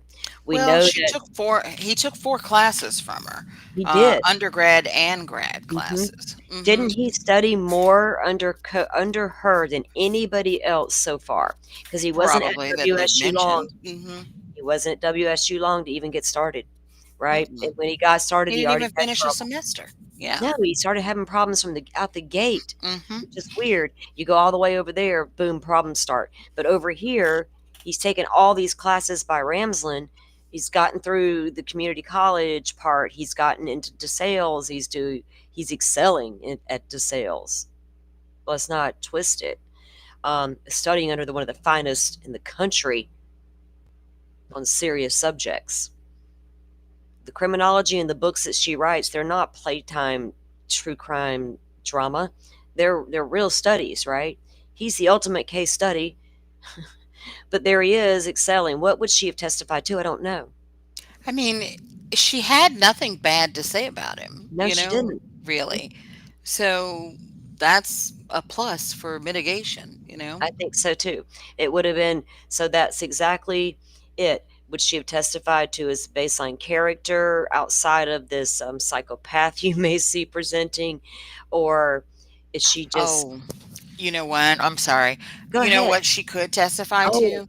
yeah, That no, you don't need to put him to the death penalty because you need to study somebody like this. You she need to give could. him life in prison so you can study somebody like this She and help prevent future crimes. Because here she is, I'm this expert on dealing with serial okay. killers and There you studying go, serial right killers, there. but he was right there in my class and I did not know. So we need to look at, Mhm. what was different about him that. Exactly. That Yeah, as well that's what as she would say for a mitigation phase. exactly, because she Mhm. can start out with the reason she's what does she do for a living, guys? She writes books and she studies these people. Her whole series on BTK. So she's going to come in. Could she come in and say Brian Koberger exhibits all the traits, and now we need to learn more, like Dolphin just said. And I'm right there with her Well, on she that said he because presented as normal, he you did, know? right? But I'm So, talking about mhm. in a way that now looking at him, knowing Mhm. what we know, Mhm. the way he masked, right? The way he interacted Mhm. with the public, the way he had problems going back to school, things that she wasn't aware of before, right? Once she begins to study the guy and has gotten information on the guy himself, like all that discovery Ann Taylor got from the doctors that examined him and all this stuff is wrong with him. You don't think she's not looked at all that? I'd be gimme, right? Gimme. I'm studying. So I don't know. It could be a whole host of different things she could testify to at mitigation phase part. But you know that she's got to want to study this guy, Oh, even to yeah. figure out, like you said, how did he get by me? Mhm. Did she You not? know That made me wonder how much physical interaction she really had on a consistent basis. Mhm. You know what I mean? I think she probably dismissed his weirdness, or Maybe whatever, so. as just, that he was, Yeah, because she yeah, said he was really interested, in yeah. the subject matter and everything. You basically, he was like an eager beaver, is what she said, without Yeah. actually saying that. Even and I watched even Joseph's Scott Morgan, one of his podcasts or something I Mhm. watched with him on it was talking about that. And he's like, look, we all sit at the head of that classroom wondering Mhm. if there's that one guy Yep. out there, but we can't focus on that one guy out there because we got a whole classroom full of others who aren't that. Mhm. So you can't blame them in any kind of way. Yeah. But I darn well know he was already on a journey to figure himself out by the time he got to Ramsland. And boy, was he learning a lot in criminology and studying and reading her books, right? And all her papers and all the classes she taught. She taught some pretty she named one in that Brian Enton piece that she taught Mhm. that was really interesting to me that he was taking. And I'll have to go we gotta review that. We'll have to do that. I don't Yeah, of I'm trying course to, it would yeah, because she named all of them, but yeah. oh It was gosh. very interesting. Um, take One a of the ride. ones was definitely dealing with that murder house that they have on campus. Yeah, I can tell there's by the the title. I forgot what she said the names of them were. and there's pieces out there where other students who attended all that with him or have talked in the past, I think. Tate Larias, Madeline Anzinger, Maddie Sanders, or Maggie Sanders. Maggie Sanders was from the school. Does sound very familiar. I think maybe. I feel like Maggie is definitely from Pennsylvania. I know she's from Pennsylvania. Mark Boriosi, Mary Daunt, Marianne Koberger, that's mother. Melissa Koberger is the other sister. Michael Koberger Jr. is father. Michael Pertschuk and Michelle Bolger from DeSales. That's another one of the professors, correct? Yep, she's the Um, one that recommended him she for recommended them for the WSU. DeSales or for the WSU program, Hmm. and she said Only she one didn't of two recommend. people. Right, she never done. Yeah, that was a very rare for her to do that. That was a big thing, She and also was the professor who said that that Reddit survey was not something for his that coursework, right that it did or would that he did not use that or didn't in use his it, coursework or whatever. He and didn't there. submit it. Hmm. Yeah, yeah, the good old Reddit post. Rachel Lawson, and this is Dr. Orr. This is Dr. Orr, right? Yeah, hmm, Rachel Okay, Lawson or Rachel's the expert. Randall Coburg from State Reports. Now, one of the uncles. look down here. You got Scott Koberger. Hmm. So, Maybe a cousin. uncles, cousins. Didn't they say when they did the IGG over there at Othram, going through the front doors legally, because that's what they do there? They come up with two names on the IGG tree, and it was two cousins or two brothers, two Four cousins of brothers. Koberger. Or yeah, four Hmm. brothers, relatives of Koberger. Hmm. I don't know what their But they were names were. further They were down in the redacted, tree. right? They're way, way back in the tree. And then the FBI got a hold of it and went through the back door and did their thing and got a bunch of other names all the way down to Koberger. But uh, Koberger's father does have brothers, right? So he's got uncles and he's got Yeah. cousins. So, Hmm. yeah. And I don't remember Randall, I feel like was one of the dad's brothers. Remember there was two or was there three? There was twins, right? Wait, there's a whole backstory there, Dolphin. It's a whole other show, but there was a video and everything on YouTube, remember, of the brothers? Hmm. Yeah, Sarah is saying Scott is a Not as a cousin. I cousin. agree on that. Okay. All right. And I think Randall is an uncle. I think Randall's one of the uncles. Okay, that comes out of a state report. Is So one of his uncles in jail? well, Is that what the from state reports well, let's see. is? Look, the state report's going to have the initials redacted RK. Yeah. And it's going to talk about something that's probably heavily redacted. Oh, goodness. Richard Conaboy, Schuler Jacobson, Scott Koberger, William Searfoss Jr., a professor? Or no, wait, he's from Pennsylvania. What is he? I forgot. Wasn't he Anna, one of the people who was subpoenaed in Pennsylvania? yes, he was from Pennsylvania, but I don't recall. I don't even know if I know why. Steerfoss, Steerfoss. Mm. Anna Shoot, I Kane, don't remember. Anthony Soma, that was also in the Another Topeka subpoena. batch. Lois Scafuri, was that in the subpoena batch or not? I can't recall. I don't No, that recall. name doesn't sound familiar. So Was that's it. Anthony the guy from the dealership? Because one I of think the one of car them's from the dealerships. Oh, prison officer. There you go. Searfoss ah, was the prison officer. Yep. Sarah. Thank you, Sarah. Thank you, thank you, thank you. I'm just coming back from a vacation, so I'm a little rusty. Look, we've read so many documents. I know Sarah has too because she posts all of That's the what I'm saying. documents. Documents, 4 books, Yeah, blah, oh my blah, God, blah. Dolphins over here, 4 books, all these damn Hmm. TV shows I've Yep. had to watch. Yep. Conflicting information abounds everywhere. We don't know where. Ooh, okay. We try to make it make sense. So that their mitigation list, is not going to be near as long as a trial list. So where is the trial list? Do they even have one for the defense? Um, I haven't looked at this stuff. Let me see. Okay, so we had the last thing that came out on October 10th was the amended order unsealing the records, right?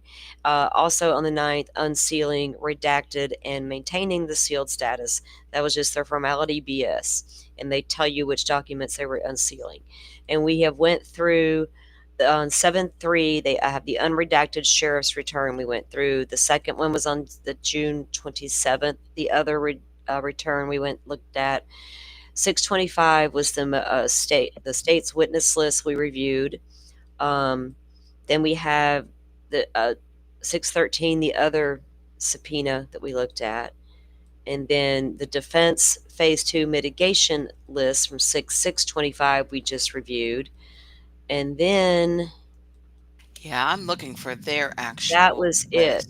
of the unredacted Oh, set. okay. Back Right? in April 24th, 2025, there's an order sealing defendants phase 1 lay witness list. So their witness list and are way back up in April. 4/3 sealing notice, defense I see expert disclosure. 424. Oh, you're You back said in 4-3. 2024. She's going back in the No, archives. no. April 24th, 2025. Oh, I'm on April 2nd. Oh, I went the wrong way. Yeah, the motion to seal defendants phase 1 lay witness list was April 21st, 2025. I see it there. So Then that they have January 22nd, 2025, that order will be the sealing next set. defendants supplemental witness list for motions hearings on 1/23/2025. Okay, so those documents will be in the next phase, the next Hopefully, yeah. 45. Well, they'll go 45 documents back according to the judge. Right. We've had 2 drops so far in those batches. But if you say it like that, oh, we've had the second batch, but we've only gotten 2 lists, some witness list here. That's all we got. So I can't say we've even got the whole 45 documents yet. But he tells us right here. I'll show you guys the notice that we didn't review yet. Let me go and check on the kiddo real quick. Amended order unsealing. I think it's in this one. And it tells us which documents they were going to unseal in this batch. Yeah. Okay, let me get the screen ready. Dolphin, do you feel like reading for a minute while I go check on I'll come back and do it, but if you want to start. Here you cut out. Oh, I'm sorry. Did I cut out? Yeah, I heard you say dolphin and then I didn't Oh. hear anything. Okay. I'm gonna go check on my grandson real quick. Do you want to read this for a minute, or do you want to wait till I get back? I'll be right back. Oh, yeah, I can. What do you Can call you? it? Actually, I need some tea. I've been waiting for you to get Okay. done with the witness list because I wanted some hot tea so badly. Well, do you want to go make it and take a break? I'll just sit here and chat for a minute. You go start some tea, and Okay. then I'll go check on my grandson in just a sec. I think he's just chilling, playing his little video game. Oh, okay. Yeah. Did you want to? You're gonna Actually, go let through me this go look while at I'm him gone. real quick, and then I'll come Okay. back, and then you can go do that. Hold on. Okay. Okay. Let's see. I'll just look in chat then. I've kind of been looking at it all along.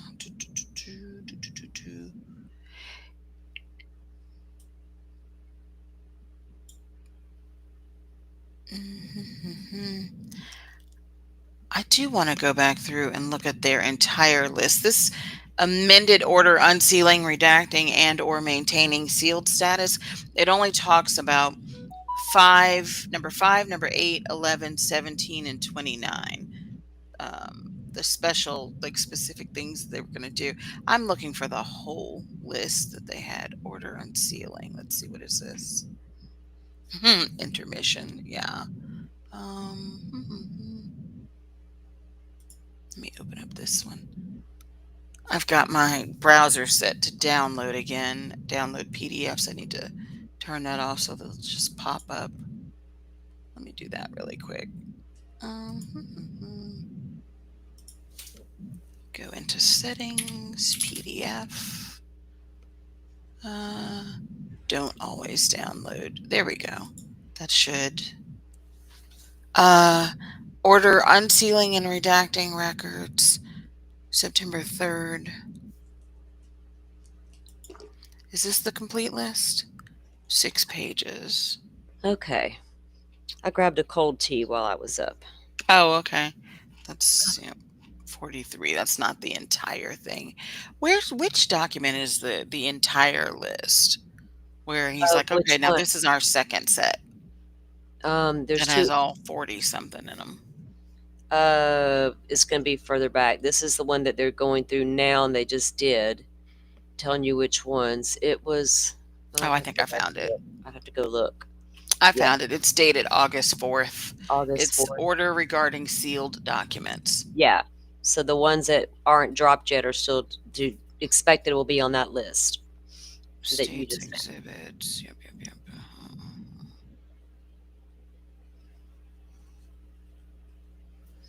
So, I mean, I get it. They got their work cut out for them, but y'all be getting busy, man. Hire some extra people.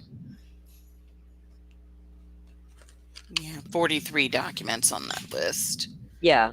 Oh, They said, God. I think they said 40 to 45 per set originally, but the goal being 45, but it seems like they're roughly, you know what I mean?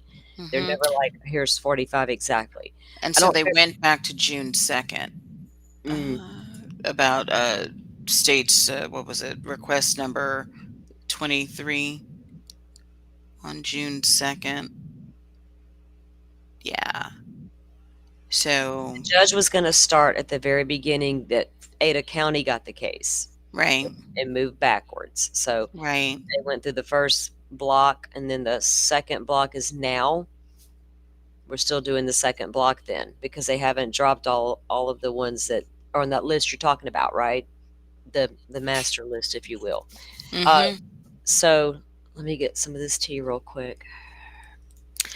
Yeah, actually this is what I should have done is taken this whole thing and divided it up to kind of like see and then like draw a line and see, okay, this is going to be their first batch, this is going to be their second Well, there batch is a document in the docket that has the list. I just don't remember which one it was in.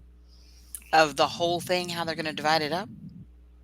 Not as to which ones came down in the first block in that sense. I don't think. I'm gonna have to go back and look. I don't know. I've read so damn many No, about but what I'm all saying these this numbers whole now. entire thing, it's like Hmm 200 something docs.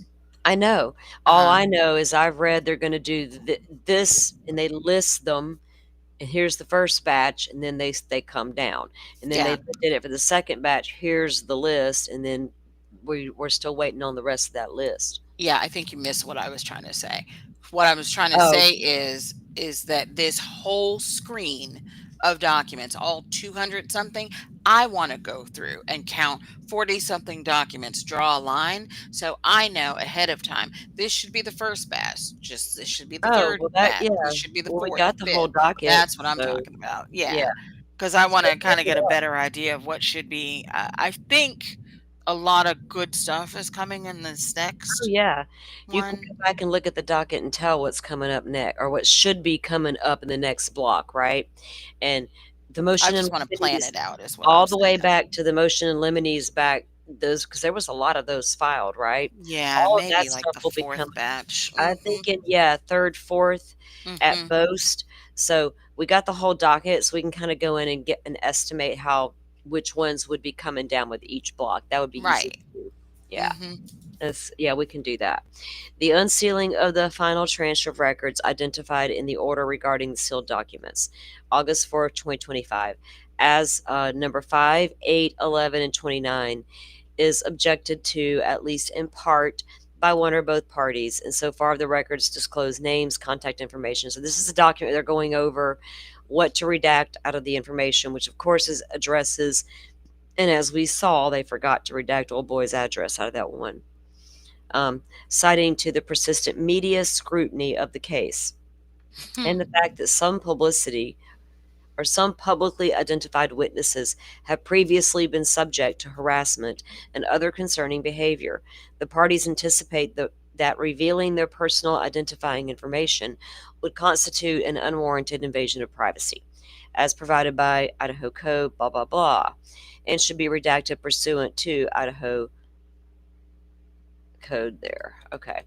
Following receipt of the parties' objections to revealing this information, the court requested each party submit under seal additional information concerning the subject witnesses, including their respective roles in the case, whether their names have been publicly disclosed, and whether they have been actually subjected to harassment or threats. Order regarding requested redactions on August 26. The court has reviewed the parties' responses and rules as follows.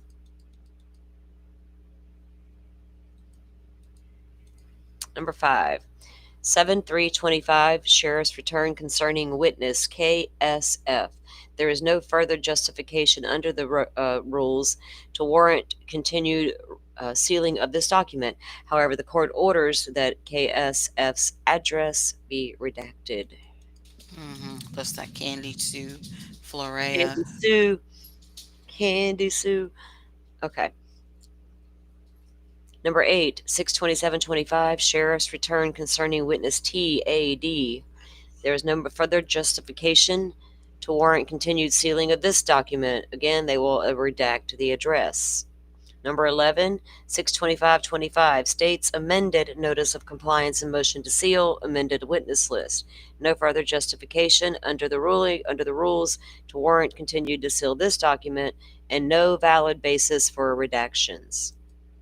This document identifies the names of witnesses, both expert and lay, disclosed by the state in this case. The majority of the witnesses whose names have been publicly identified have reported no threats or harassment as a result. So, surviving roommates have not reported any harassment. Of the few, or any of the other witnesses that were out front that day. Of the few publicly identified witnesses who have experienced past threats and harassment, they are largely individuals who had a prominent role, it should say, in the case. Who would that be? Who else had a prominent role in the case? They're witnesses. Roommates. Further, there have been no reported episodes of threats or harassment that have placed a witness's life or safety in danger. In other words, there has not been a compelling showing that a person identified on a witness list will likely face threats or harassment of such a degree to outweigh the public's right to access. We like that right to access. Particularly given the time that has passed and the corresponding reduction of public furor. The public now has direct access to the most relevant evidence in this case. Thus, the need to chase down all potential leads is alleviated. While some of the listed witnesses may be contacted by the media and potentially harassed or threatened, this remote potential does not justify the continued sealing of the record. Consequently, the record will be unsealed. Amen. Aho, whatever floats your boat. Number 17, 6-13-25, Sheriff's Return Concerning Witness YR. I'm not a fan of the sealing of things. I don't care what case I'm talking about. There is no further justification under the rules to warrant the continued sealing of these records, and no address identified within the record requires redaction. That was YR's Rajo, or whatever his name was. Number 29, 6-9-25, Witness List, Defendant's Second Amended Phase 2 Mitigation List. That was the last one we just read. Grab that tea, girl. There is no further justification under rules to warrant the continued sealing of this document, which identifies the names and addresses of the individuals defendant identified as mitigation witnesses. For the same reason identified in number 11, Supra, redactions are not warranted to the individual's names, with the exception of CF. This is the one we were talking about earlier. I noted, and Dolphin reminded me about what it said. Here's what it said about CE. CE, whose health condition may render her acutely susceptible to adverse effects from the potential of threats or harassment, where her full name may be publicly disclosed. I have never heard that, and that's odd to me. So it just I don't know, struck me as odd. I can't make out what condition would cause that. It would cut this potential threats and harassment if her name was made public due to a medical or a health condition. Makes her acutely susceptible. Um, is she just handicapped and they think people would be like mean and make fun of her? Because that's ridiculous. Not that they're ridiculous. It's ridiculous people would do that. And they would, though. Okay, we're just going to have to trust the judge on that one. All right, number 41. Bye, Sarah. Thank you for coming in. We appreciate you. Thank you for being a friend of the channel here. You are greatly appreciated, ma'am. Number 41, 6425, Exhibit S1 to the state supplemental response to the defendant's request, Discovery 41. Item 41 must remain sealed as it recites the unrelated criminal history of witnesses who did not testify in this case, which likely would have been inadmissible even if the witnesses had testified. So there were some potential witnesses in Exhibit S1, but they had criminal histories. Enon, is that you? The unsealing of this record would contravene the privacy concerns of these individuals. So it would be, I'm saying, criminal histories pertaining to 2 potential witnesses. Alrighty then. And that was that. Now I will double check that docket and make sure we didn't miss anything, because that's literally all it. It's all that came down. And that little bit that came down, media, YouTube is blowing up with Koberger took a plea deal because of his sister being on that witness list. And I don't know if I agree with that. I don't think Dolphin fully can get behind that either. So what do you guys in the chat think about that? You think that Koberger would have took a plea deal simply because sister showed up on the witness list all of a sudden and it freaked him out? And then if that's the case, we need to know what was she had testified to that made him so scared. That out of all this time and all the things in between, beginning to end, that he and Ann were cooking up over there, that scared him? Sister on the witness list? Damn. I don't know.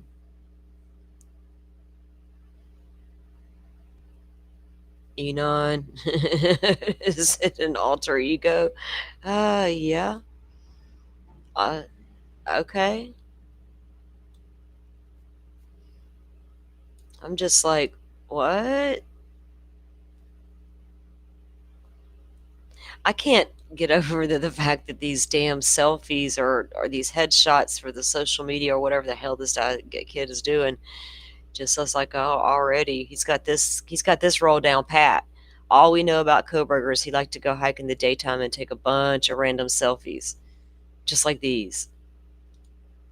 I should pull out Koberger's and put them side by side. I told y'all, sometimes for fun, if I'm bored, I'll go look at Koberger's selfies and laugh and laugh. I made a short because I was petty. A recent short. Go give it a thumbs up if you haven't. It could be important. I'm just trying to spread the word.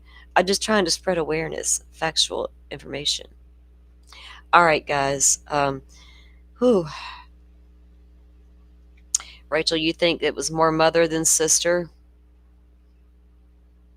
It's the only logical thing I can, I just feel like the interaction with mother would be my first go-to, but I don't know. So I don't have anything else to go with, right? My gut tells me mother had a lot to do with that plea bargain. It probably bothered the heck out of him that sister was going to be testifying. Don't get me wrong.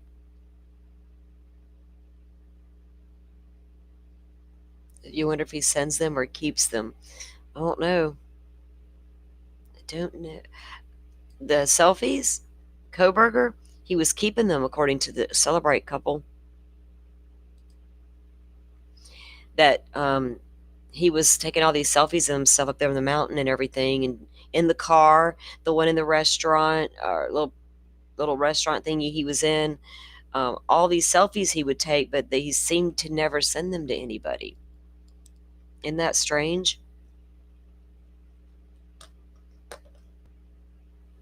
Oh, the actor? Oh, I don't know. I got those off the Googles, man. I don't know if they were like for the websites where you like do headshots because he's an actor. He's got one of those IBDM pages or whatever they're called. He's got all that. He's done other shows, so like they could be headshots. The ones out here. Now this one, I don't know. That's obviously a selfie, right? Look at me. This one is like just reminds me of Koberger out there hiking. Yeah, I'm in black. Thumbs up. Look at me. But of course, that's peace sign or whatever. And then you got this one again, Koberger out in the wilderness near what that could be the Snake River, man, for all we knew. So they pick a good guy. What do you guys think? What do you guys think about the character? I mean, the actor that they've chosen to play this role of Brian Koberger. Will it be accurate? How do you tell a story that no one really knows the truth about, right? As far as why he chose that house, why he chose those victims. How did he get in the back door? Did he go in the back door? Did he go upstairs first? Did he encounter Xana when he ran down the stairs? Was Kaylee a surprise? What the hell? How are they going to tell that story of what went on inside that house? Going by Dylan's statements? It's going to be a hot mess express right there. Are they ready for all that? Damn, are they ready for all that? Hope they got some good writers and producers to figure that mess out. Will it show the roommates texting one another? Saying, "Oh my God, I think someone's here." She has fear in her voice. I saw Xana lying on the floor, but I continued to run anyway and locked myself in the room. Then I'm no longer scared. Now I'm calling and doing things. I don't know. What's it going to show, y'all? Is it going to show Maddie and Kaylee in the room calling Jack over and over and Jack not responding? I don't know.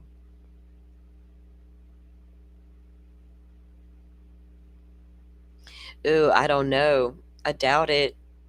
I doubt it. It's a Lifetime movie. It ain't that serious, right? He's got to study whatever he's got.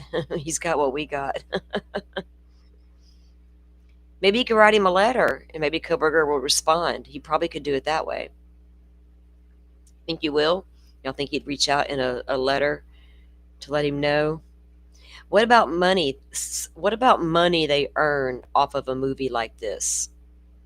Koberger owes restitution to victims, families. Where's the money going from stuff like this? You know what I mean? It's all fun and games, and it's like, oh, they do this is what they do. Yeah, it is. Do they donate to like victims' funds somewhere that we don't know about? Maybe I should look into that as a show.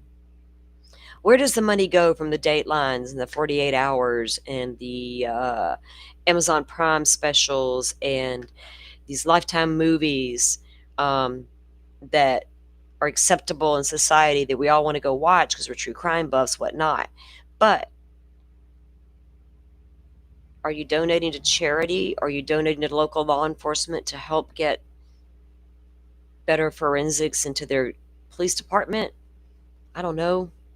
Hire an extra officer? Form a unit for assault victims? Shit, I could go on and on with that. I could be a philanthropist if I could just win the damn Florida lottery. But my cheap ass needs to play it first. I tell myself that all the time. It would be nice to win that Florida lottery, but I actually need to buy a ticket, don't I? I don't know. Yeah, I mean, there is standard would, ask about the suing, but like they said, how many can you sue everybody? It's not going to stop them. It's never stopped before, like Dolphin and I talked about earlier. It's par for the course, right? These things are going to come out and happen, but it's okay. I'm not hating that they come out. Don't get me wrong, but they can be responsible with it and donate money to victims' funds, if nothing else. I'm sure there's a victims fund set up at many places across the nation. Shit, they're a dime a dozen, I suspect. Victim support things, you know what I mean? Putting victims up in a hotel for a night or two if need be to get them out of a crime scene home. Who knows?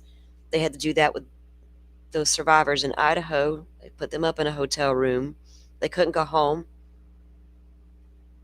It's a crime scene. Yeah, most of them are about the profits and not charity, but maybe we should start calling them out. Instead of bitching about it, call them out on it, right? Yeah. Yeah. Let's do that. All right, guys. With that said, I'm going to go for the day and wrap things up. Go check on the grandbaby and tend to him. He's chilling out, playing his little game, snacking on animal crackers. He mentioned the other day he wanted some, so I bought some, and he actually is in there eating them right now.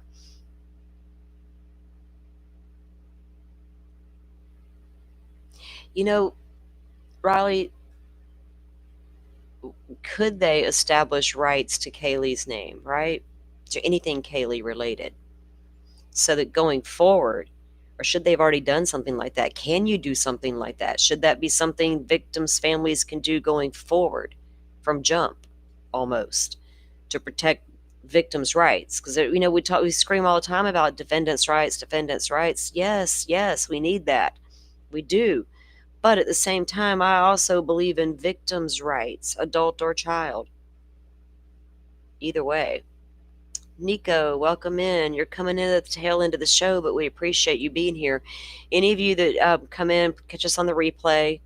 We unpacked the witness list in the Brian Koberger case, that the defense, are actually the prosecution's witness list and the defense phase 2 mitigation witness list. We went through that. And we kind of discussed the theory a little bit about what's being said on social media about Koberger taking the plea deal because of the sister popping up on the witness list. I'm not sure I agree with that theory. This new YouTube change, you don't like it, Butterfly? She's like, get out of here with that mess. Get out of here with that Brian Koberger image. Hold up. Sorry. Ugh. I can't sometimes. All right. All right, guys. I'm going to go. Y'all have a great rest of your day. Tomorrow's Thursday. I'm not sure what we'll do tomorrow. Maybe some case updates. We'll see what's I know Adam Montgomery had his appeal this morning before the Supreme Court. I was watching it with my coffee, or listening in the background when I was drinking my coffee. So I didn't pay full on attention. But the argument, right? I want to go pay attention to that. So maybe I'll do an update on that in the morning, and we'll get caught up on what's happening there with the Adam Montgomery appeal. And those of you who don't know, a lot of you probably do, he has been sentenced for the murder of his daughter. Oh, sorry, hold on. And he's already been sentenced. Kayla, she was brought up in the hearing, right? His ex-wife. So I want to go back and listen to that and see if what legal grounds got them that far to be heard before the Supreme Court. It is frustrating, Butterfly, but it's a Supreme Court hearing, so it's not like I just want a new trial, give it to me. It's not that simple, right? So I want to go back and listen to the hearing and see what I can really take away from it. And maybe we'll do an update in the morning on that. It is very frustrating. We don't want things to happen. But there were things that happened in that case, right? Especially when they were looking for his daughter, which she was missing for 2 years before she was reported, or even reported. And there was just a ruling, I think, mom's already won a lawsuit. There's been a judge there's been all kinds of stuff happened over there, missteps with that case. But I don't know if that pertains to Adam's trial. He's kind of going after the fact that I think that having the trials together, it was something to do with the trials being bind, whatever. Maybe I'm misunderstanding, but I guess I need to go back and review it. So I will go do that, and we'll give an update in the morning on the Adam Montgomery case.